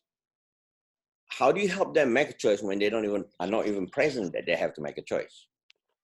Well, it's actually very simple. You can empower them to make a choice. You can say, hey kids, all of you, I know this virus is running all around. You know, do you want to have it? No, Dad, I don't want it. How strong don't you want it? You get that? Yes. Kids need something so simple. They don't need a big conversation. Adults, you have to convince them a long time. Okay? Kids doesn't take long. Kids say, really? Okay. Then implant something so simple and says, okay, since you don't want it, then just know and believe that you're not going to get it. You hear what I just said? Yes. Yeah. You implant them so that now they have that conversation, that they're clear that they're not going to have it. Because you took away the worry, and the worry is what actually causes an agreement. You get that? If I'm worried about getting something, it's actually an agreement to get something. Like how many of us worry about bad things happen to us, and it happened? We don't realize when we worry about it is a fear of. When we are fearful of something, that means we actually bring it to us. When we don't have any fear of it, we actually repel it. As crazy as it may sound, it's so simple and yet so profound. Why do people teach the pure teaching of I am clear? There is zero worries, zero fears. I am so clear. When they focus on I am clear, that vibration that is not of this cannot come in. It just cannot come in. And we'll do some exercise on that in a moment. So that's why I said I want to go quicker on that. But the vibration matches is very important. It's like if we're afraid of somebody's going to hurt us. And some people say, somebody's going to take advantage of me all the time. So they're worried about that. What are they creating for themselves? Somebody's going to take advantage of them. You see that? Okay? So kids, think powerful thoughts so that you can have great things. That I am powerful. Everybody loves me. Nobody takes advantage of me. Get it? Okay. So, okay. What else do I want to cover? Okay. Another way to prevent something from coming to you Another way from preventing something to come to you is energy. Okay? And like I said earlier, that energy attracts or repel, yes? Do you all understand the law of attraction part conversation? Like a magnet, it either attracts or repel, okay? Very standard, very clear. So if we are afraid, then we want to let go of the fear energy. And then, like I said, look at the fear energy and look at the contract and look at it. And if there's none, just let it go. And if there is a concern, just let it go as well. And if there's a monkey mind thinking about it, let go of that thinking. And we'll go into that exercise in a moment, okay? To really, and then if, let's say if somebody has already got it, what do we do with that? Like somebody's already got that virus, got that thing in their system. What do we do with that? Most Repel people it. don't have a solution, and Robert's come up with 2 good solutions that I'll share with you a little bit about. What he's doing is very good, but what else? What do we do with that? There's no an antidote for that, or at least non-antidote. Okay. You just mentioned, Alex, that first raise your own vibration, right? That you have no agreement with the virus. So when you're strong yourself, then you empower people who have the virus. Okay, so if you have the virus, what do you do? The virus? Go back to Other than what Robert's doing, question. what do you do? I read something that the virus does not like heat, and maybe a sauna. Very good. Stay positive. You're pretty in tune, Robert. That is awesome. So what else? Maintain positivity. Maintain positivity. Definitely, you want to maintain positivity. Lots of fluids. Lots of fluid. Okay. Rest. Rest. Okay, It's a so vibration. let's go more specific into the power of the mind. Yeah. What could Visualize yourself getting better and staying strong. Yes. Good job, Laurie. So we actually want to go into our mind to actually gain our strength and push the virus out of our system. You get that? So I want to give you all a nice quick exercise here, something like that. And to just get yourself into this beautiful space. Okay, so like I said, you guys, I don't feel like you guys have any contract here. Okay, you guys might have agreement to do certain things, so you guys can do that. So go ahead and take a nice, get relaxed, get comfortable, and take a nice deep breath, and just shake it out. And oops, I'm in mute. Okay, there's a lot of a lot of things that we talk about, so just let it all go.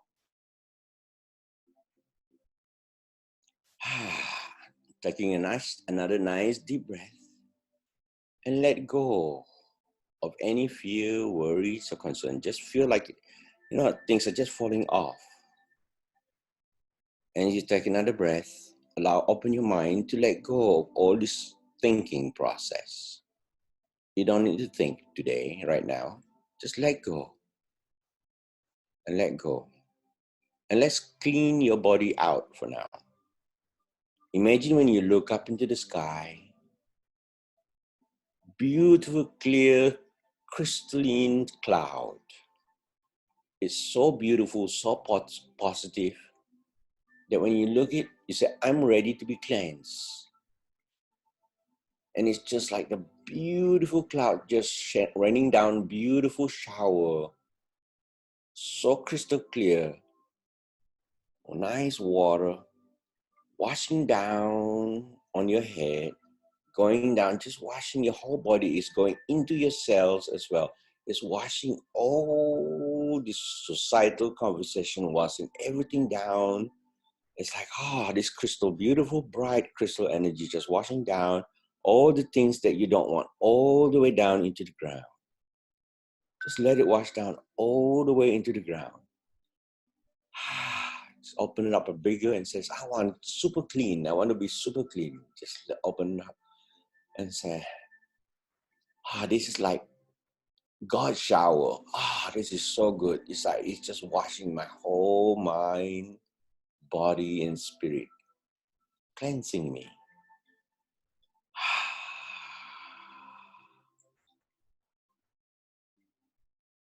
And in your mind,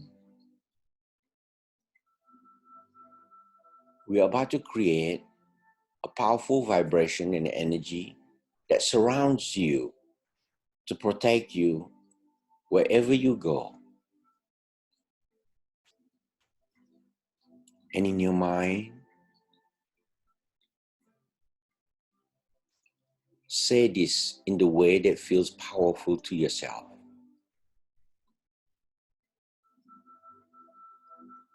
I am a child of God. My body is a temple of the Holy Spirit.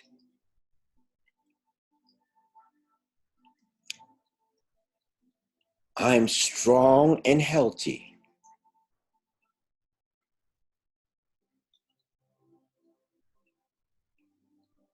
God dwells in me.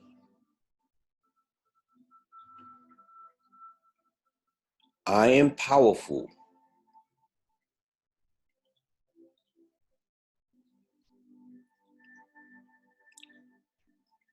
And beautiful energy flows through me.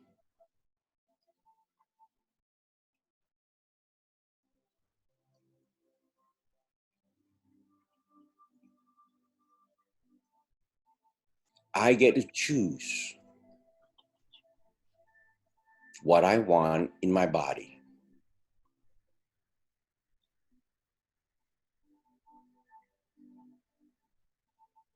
And in your own words, I choose not to have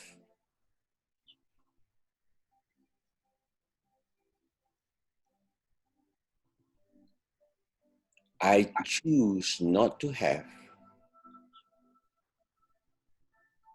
any virus, allergies, ailments.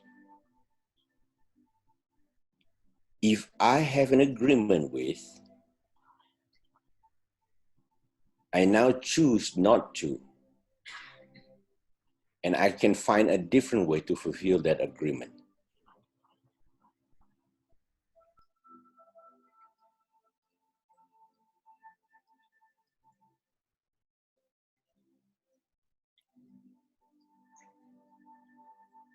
Because I have chosen,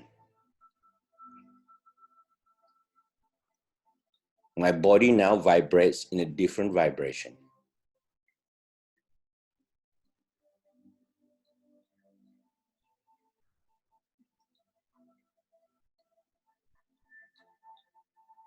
I choose health, peace, and love.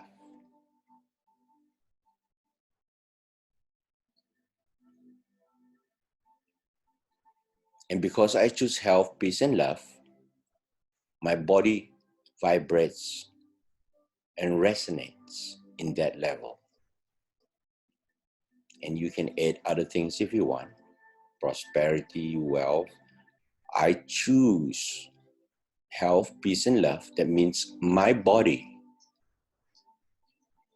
vibrates in that level. And only that will come to me.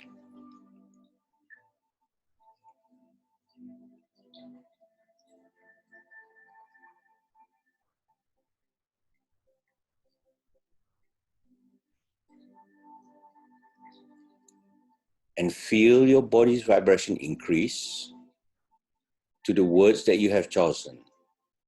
Love, increase it. Whatever word you choose, increase it.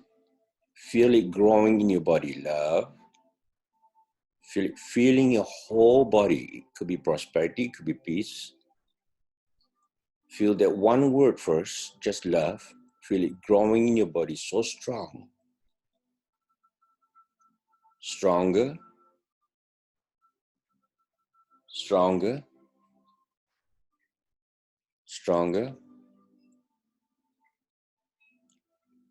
pushing out everything that is not that.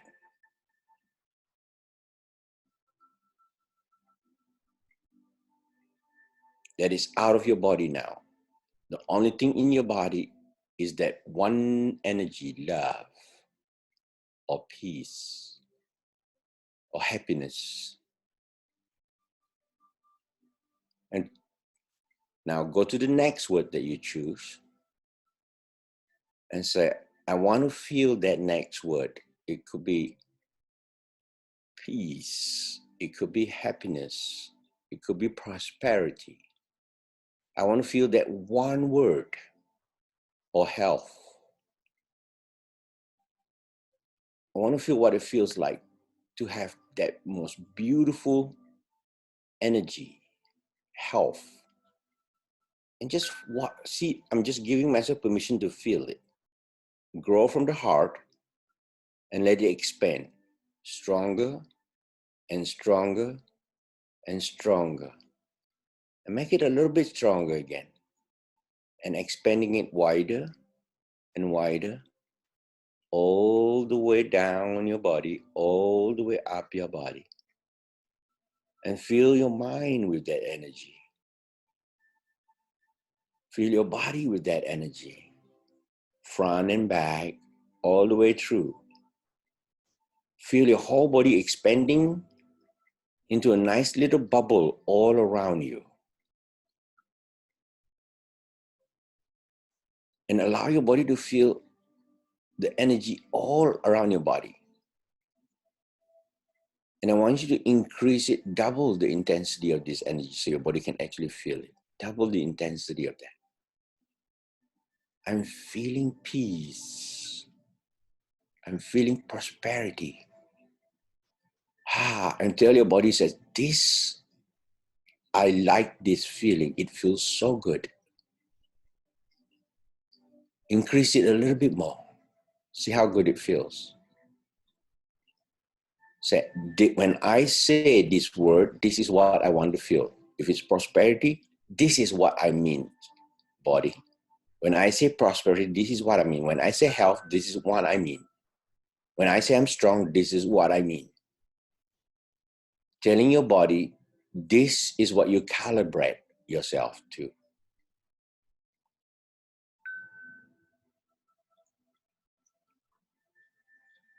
You are now resonating in that vibration. And you will now attract that because you are it.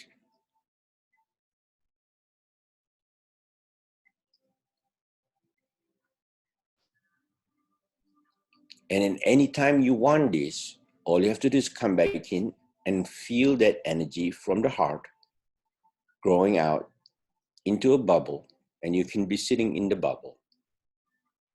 And I want you all to use this one word now.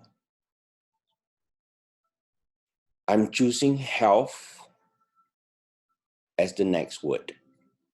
That means my body resonates in a healthy vibration that is not aligned with the viruses out there. I'm going to anchor that word again to you. I'm choosing health as the word.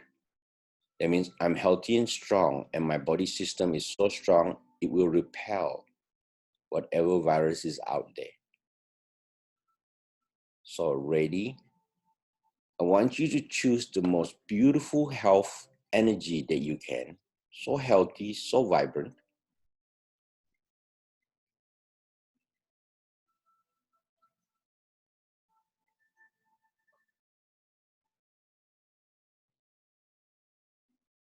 Bring it to the heart and see the most beautiful energy, so healthy and vibrant energy, and very strong. I want you to grow it from your heart all the way out and create a nice bubble all around you. Grow it all the way up, out, all around you. Make it stronger so you can actually feel it. Beautiful. Make it stronger. Double it. So I have a strong, healthy energy all around me. And I want you to create a bubble all the way out to your fingers or all the way out to your arm's length, as far as your arm can go. The bubble is all around me.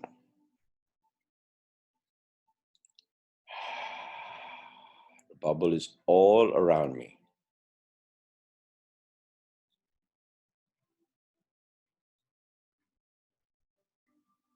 It is very strong. You look around and you look up, you look around and say, you can see the bubble is all around you. Just look around and very clearly see the bubbles all around you. And see the strength of the bubble all around you.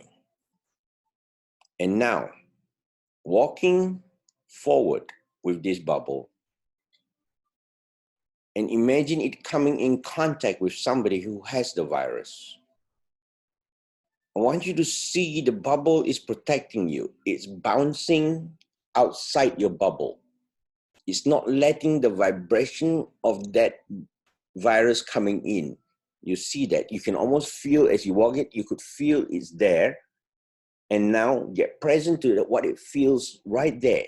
And if it feels right there, you can actually move backwards and says, thank you for letting me, that is a virus over there. I don't need to go there. I'm just gonna let it there, stay there. And look around again, walk to another place or another person that has a virus, just imagining it. Don't have to have somebody specific. And this bubble, when you walk towards that, it can touch the bubble and you could see it. If you hold, it's like you want to touch something, you said, no, there's something over there. It's giving you a warning sign, bing, bing, bing, bing, bing. Your bubble is letting you know there is something there. So you can say, no, thank you. I don't agree to have it, so I'm gonna go backwards. Look around again and keep the bubble strong when you're walking outside. And know that you are protected because you created this powerful bubble. Wherever you go, you could use this. And you do not let it come into your bubble. And when you go home, you can let it go and relax. And say, I am safe. So you declare to yourself, letting it go, I am safe and clean. Declaring to yourself, I am safe and clean. And you go and take a shower or wash your hands, whatever, if you need to. But as you can see, you're already protected. You might not even need it. But if you want to, just so you can feel for the peace of mind, just do it.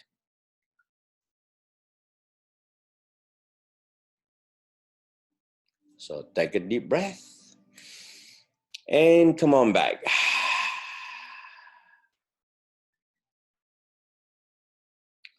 Wow, you guys are awake at 9 o'clock at night. That's pretty good, guys.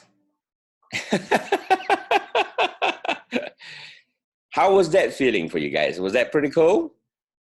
So open it up for everybody can talk. I want to hear what everybody's saying. Anybody else's hands tingle? I could feel my hands tingling. Yeah, you definitely will feel tingles in many different parts. So thank you for sharing that hands tingling. Anybody else have an experience they want to share?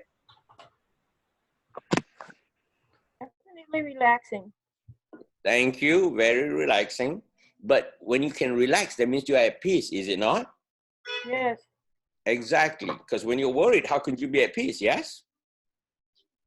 So what else? Anybody else? I feel safe. Yay, Robert, yoo-hoo! You can go on and dance again. Well, let's not. Dial into the call. And who else? Anybody else? I was going to say it kind of has Scarlett helped asked me if you get my can come power up. back and kind of release the anxiety around it. Yes. Excuse me, you don't have to. Exactly. You know, you get your power back, yes?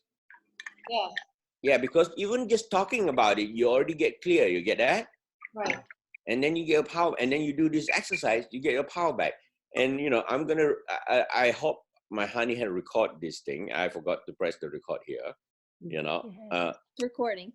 Yes, she is- did. It's recording. She's very good in Button. this. Okay, good. Top left. So we're gonna put this on the Facebook and on the YouTube, so you all can listen to it again and No, it's really okay. take notes or something like that, and use the last part as well as just a power tool.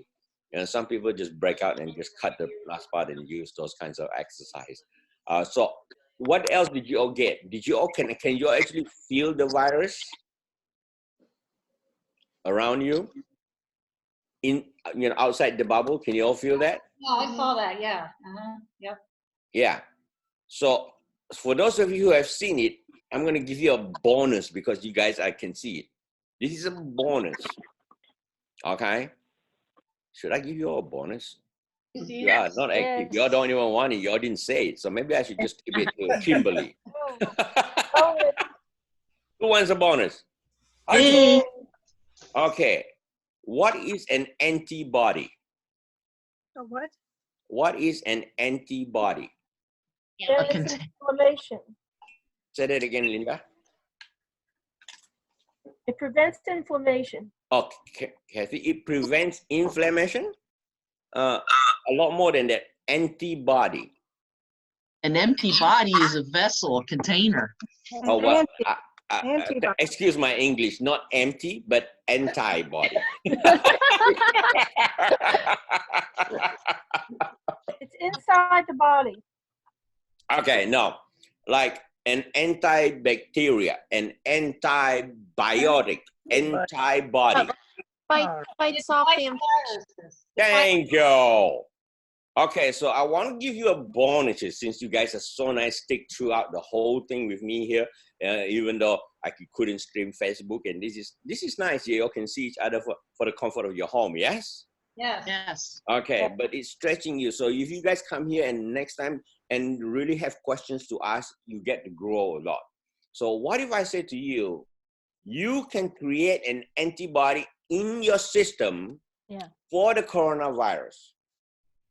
Yay. Understand there's no pharmaceutical. How powerful is your human body? So powerful. How many chemicals has your human body produced? Millions. How many antibodies has your human body produced? Millions. When you shoot a flu virus in your body, what are you telling your body to do? To fight it. To create an antibody, Create to get an antibodies. immune system and that it knows how to build antibodies inside there, yes? Right. Yeah. So you introduce a flu, you get that. What if I tell you, you don't have to introduce a coronavirus, but you could introduce the energy of the coronavirus and hold it in you and let your fingers and let your body says, feel this and produce antibodies in my body now. Wow. Wow. I want you to look at that. I want you to just allow the energy of a coronavirus. I want you to put it on your fingertip. So it's very small. You're not going to put it in your body. You're just going to hold it on your fingertip and you can flick it away in a moment. I want you to hold the coronavirus energy in your fingertip and say, body, feel that vibration and feel the composition of that thing. Body, go ahead and start to prepare, create antibodies for this, please.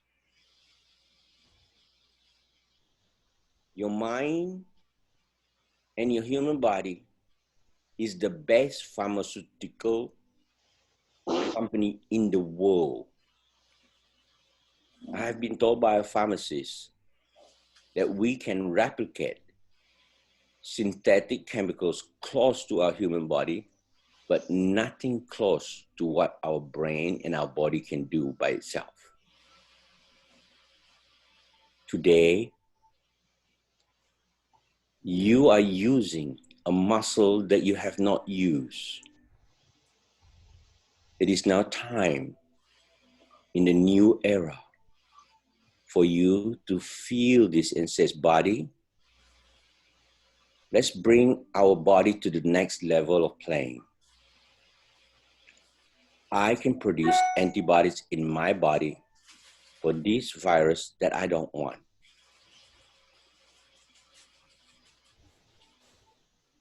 Feel it and feel it inside your body, the strength inside your body. And feel it from the brain, sending the signals to the body to produce the exact antibody. And watch it coming down your hand. Watch it coming down, the antibodies coming down your hand and going towards your finger. And watching this energy going towards your finger and just killing this virus. And watching it just, and you flick it away from your finger and says, be gone, dead virus. Be gone.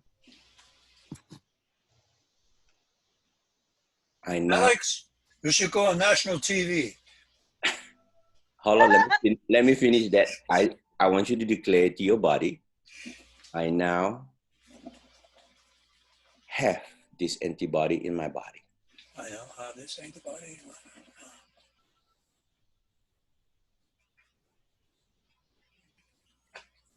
So every time when you look or hear something, listen carefully. I'm helping you increase your immunity system.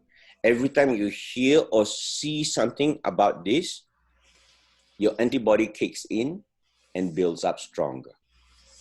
Every time you hear somebody talk about it, you smile, you say, it's getting stronger in my body. You hear the news, you hear people talking about it, you hear this and here, it's building into my body stronger and stronger. I have it.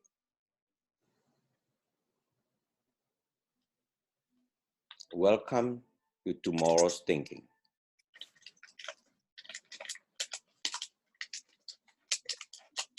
So take a deep breath and come on back.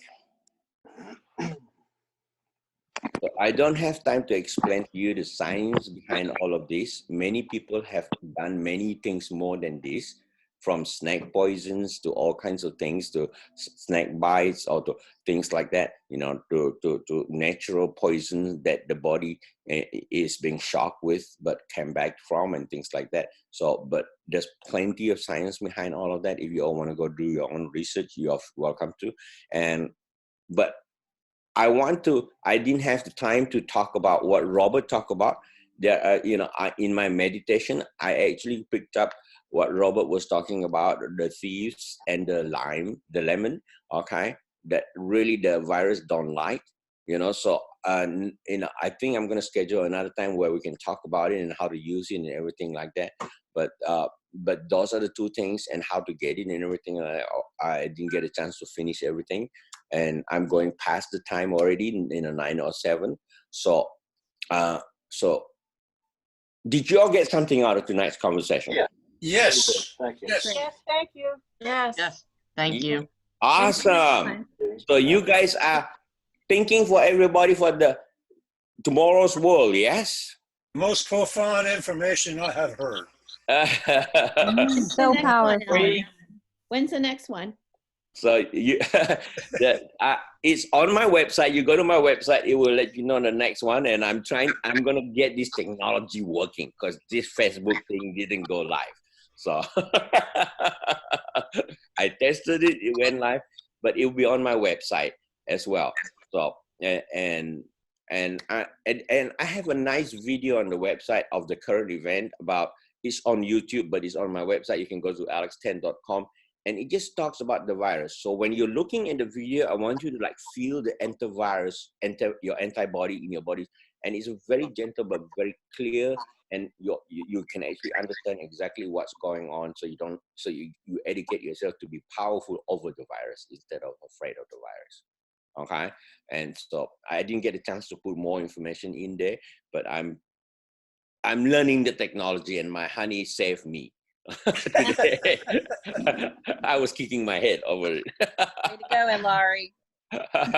So, okay. And usually over here at the home, people start going to get food and eat over here and hang out and talk. And so I just want to open it up for you guys just to hang out. And for those of you who want to go, can go. And I'm just going to open it up for us to just ask a couple of questions and just talk over here and just hang out a little Thank you. Alex. Yes, Kai. It appears from my observation is that the consciousness is the cycle keep repeating. Is it that the soul has not matured, that we keep having contracts in current time to grow up and evolve? What I'm trying to say is so many crises have happened, and it appears to be coming back the cycle. And if soul have learned, right, they will have evolved. They have not come, and I wouldn't have experienced this in this lifetime. So what is your exact question? You have quite a few things you're sharing here. So what is your a good question, but what is your exact question? My question is that you see, when we all learn, right, soul evolve and soul grow up, right, and they transcend to another dimension. But it appears that if you look at civilization, it appears that the cycles keep repeating, like the soul have not learned. Well, it feels like a repeating cycle because every life cycle, there is a cycle, yes? Yeah. Everything, there is a cycle. The earth has a cycle, okay? It's not that we didn't learn. It's just like the cycle actually happens. It's like, this is the time, like summertime, this is what we need to learn. Wintertime, this is what we need to learn. It's not that we're not evolving. Actually, our consciousness is actually growing very quickly because we can't help it. Human technology and human everything, evolution is growing very fast. Okay, so the question is, not everybody learned. That is why the virus has to happen. So that actually is an elevation of the mass consciousness. A lot of people don't want to learn. They just want to stay primitive. Because that's comfortable for some. But when only a small group is growing, then something has to happen to wake the whole masses up. That's why I said, this is not a virus of the body, it's a virus of the mind, to wake the body that says, the mind is not thinking right. We need to adjust our mind. And like I said, this is not wrong. This is about awakening to something that we are supposed to be doing next. And all is from the process of the way we need to. Alex? Yes? So you started to, at the very beginning of this evening, address the root chakra activation comment that I made, but then you didn't say anything. Yes, I'm still trying to play with my Facebook Live. Okay, so hold on. It's like, there's gotta be a way, okay? So the reason why I say is, it's not just a root chakra conversation. It literally is not just a root chakra. It's bigger than a root chakra conversation. And this conversation is so much bigger. It's actually more of, remember I said the viruses of the mind? It's actually more of a mind consciousness elevation. Is it what would be called ascension? Yeah. Thank you. Yeah, because root has a different way of activating, not like the planet white. Hopefully, does that answer your question? Yes. Thank you. Okay. You're welcome. Because when you wake up the root chakra, you do different things for human being. It's almost like you get the primal back. So it's not bringing the primal back. It's almost like you want to have more fun. You want to have more of that stuff. You get what I'm saying? So yes. Well, some people like root chakra. So what can I say?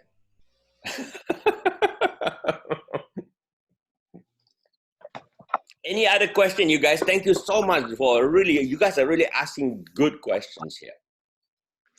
So do you all want me to set up something really soon to talk about how to how to find things that will really help with the virus here? Yes, and if is there anything that we can do to help others? Like we've surrounded ourselves with the bubble.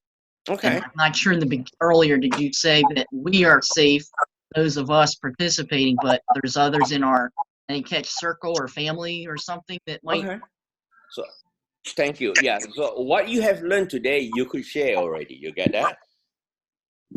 Yeah. Okay. Like agreements, contracts, clearing them to see if they have it. Fear, release the fear, address the fear. Okay. And then once you do that, and walk them through, get this meditation and play with them. Let them hear this meditation here, and let them empower themselves, or let them hear this video here, and then they can empower themselves, and so that they can eliminate the fear.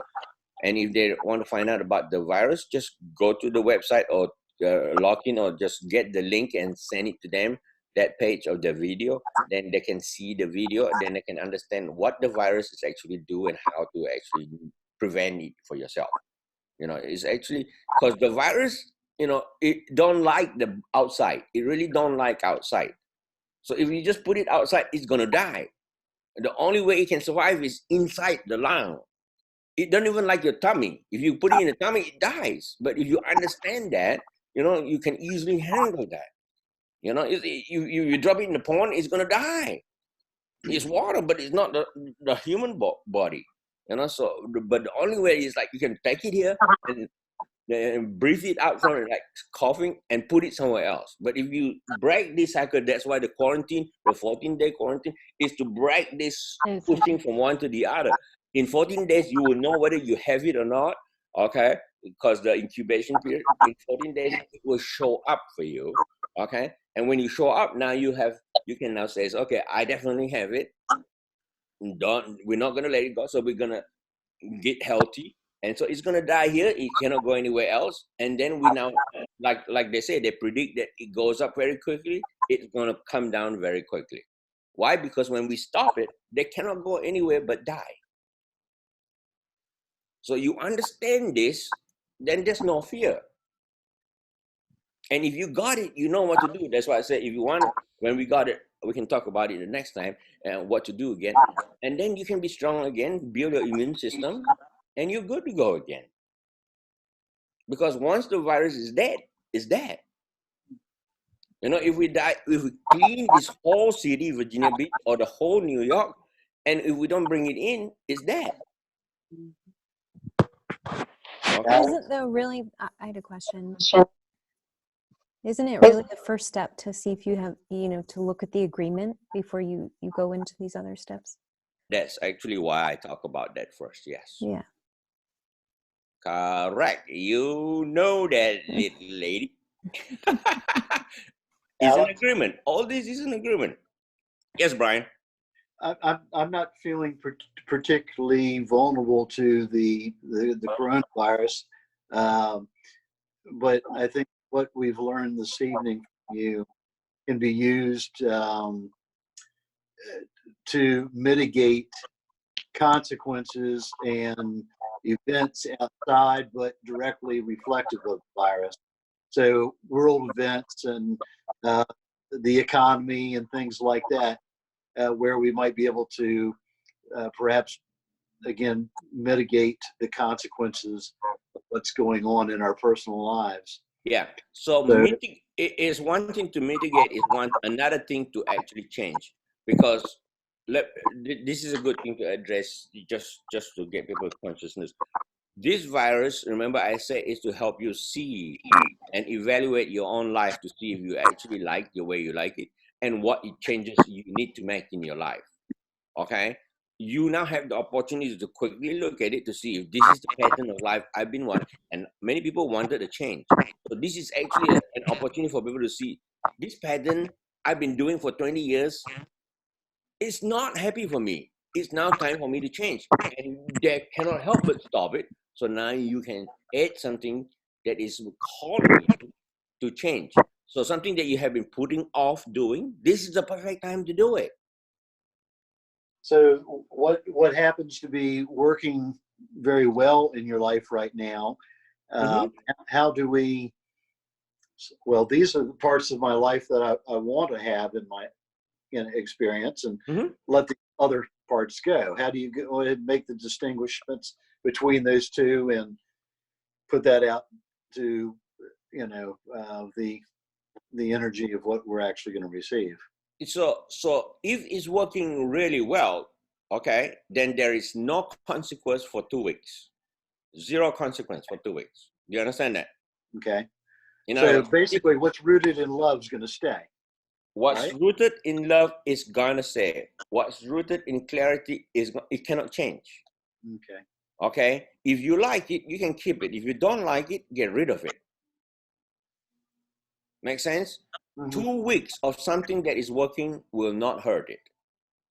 If it's not working, 2 weeks will actually reveal to you that it means something's not right. That means it's not enough. So you might want to add something else or to increase that level of something, but this helps you gauge that. That's all. Okay, so you don't have to change. You can suffer for a little bit, get back to the same thing, and do the same thing again for the next 20 years. Or until you die. But with Robert, he doesn't die, so he's going to have to do the same thing over and over again. So it might be boring. So good question. When you like something, you don't have to get rid of it, and it will stay. It doesn't.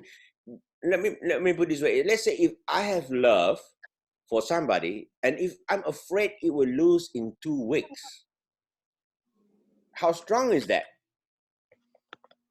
Not very strong. If you're concerned you're going to lose it.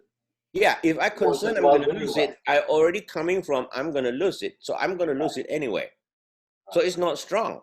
Right.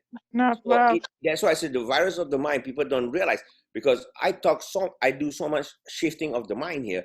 The virus of the mind here is that if I'm afraid of losing, it's a fear-based fear of loss. So the energy, fear, and loss, already you got it. You're vibrating that. You're designing that life to lose it.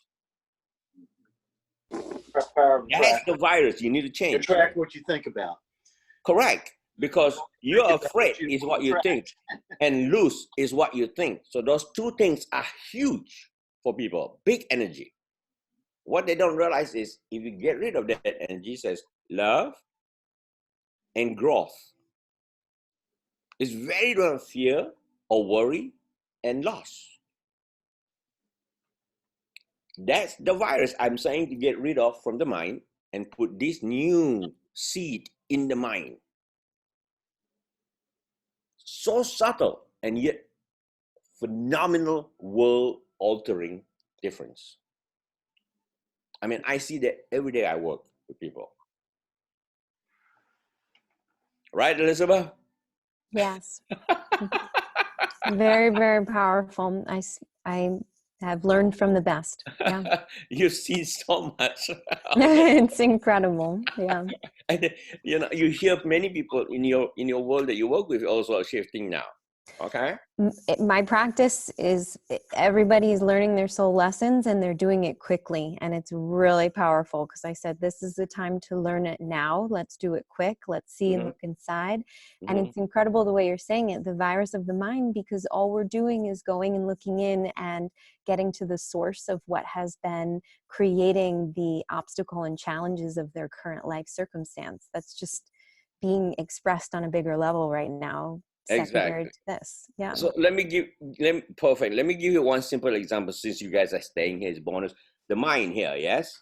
This little boy running around in school, in kindergarten, and going to the classroom, and suddenly one of the kids starts laughing at this little boy and look at his hairdo, and he loves his hairdo, but everybody laugh at his hairdo, and he feels what? Bad. He feels bad. And then he look at the teacher, and the teacher look and go, oh. Now, what happens to that boy? It sticks with him. And how does he feel? Does he feel like he's part of the classroom? No. Alienated. he feels alienated, he feels different. So now his hair is going to be wilder, it's going to be more expressive and more. So that one little virus that got planted at kindergarten keep growing the whole life until we take it off, or they take it off. Alex, I have to jump. Thank you very, very much. Not a problem. Thank you for sharing. I'm just Namaste, sharing my and friend. chatting, and I'm so glad it works for you. Love you. Yeah, I should have put my Facebook page up so that I can see people who's over there waiting for it and see the stuff. I forgot about that. I was like, oh, I should have done that. That's a good. But anyway, you guys, any more questions? No? All right. It is so good to see you guys, and you guys have a good evening. And I'm glad Thanks, you guys Alex. are here. Thanks, and it was Alex. fun. Thank you, Alex. Thank you. All right. Thank Thank you. you for the wisdom. You're Thank you. welcome, Robert. I like your idea. I should be on national TV, right? That's right. I agree. I'm going to contact someone from ABC. Have a good night, all. Alex, next month, put a bubble around your house. A bubble is already around my house, my dear. No, no. For all of us to come. Oh, the bubble has already been on. I already created that. I've already created a bubble around my house, and people has been coming to see me directly. No problem. Okay. And I actually feel viruses around before. That's driving by. I was watching it. It just go ping, you know. So I've already created that. Yes, for everybody to come in and feel safe here. Thank you for reminding me. Okay. And you guys can create your own bubble in your own space. Yes. Yeah. I created Okay. that. So also. play with The that, whole and I country. would like to hear your own experience. You know, text me or email me your experience. I would love to hear what you discover, who you shared with. It's just like learning something new. It's just fun for me to share something new. Yes. How do we get the recording? I am going to put it on either my website or YouTube. Oh, okay. Okay, cool. Okay. Okay. Yes. Good question. Take care. Yeah. Bye. Bye. Thank you. Bye. Bye, Alex. Bye.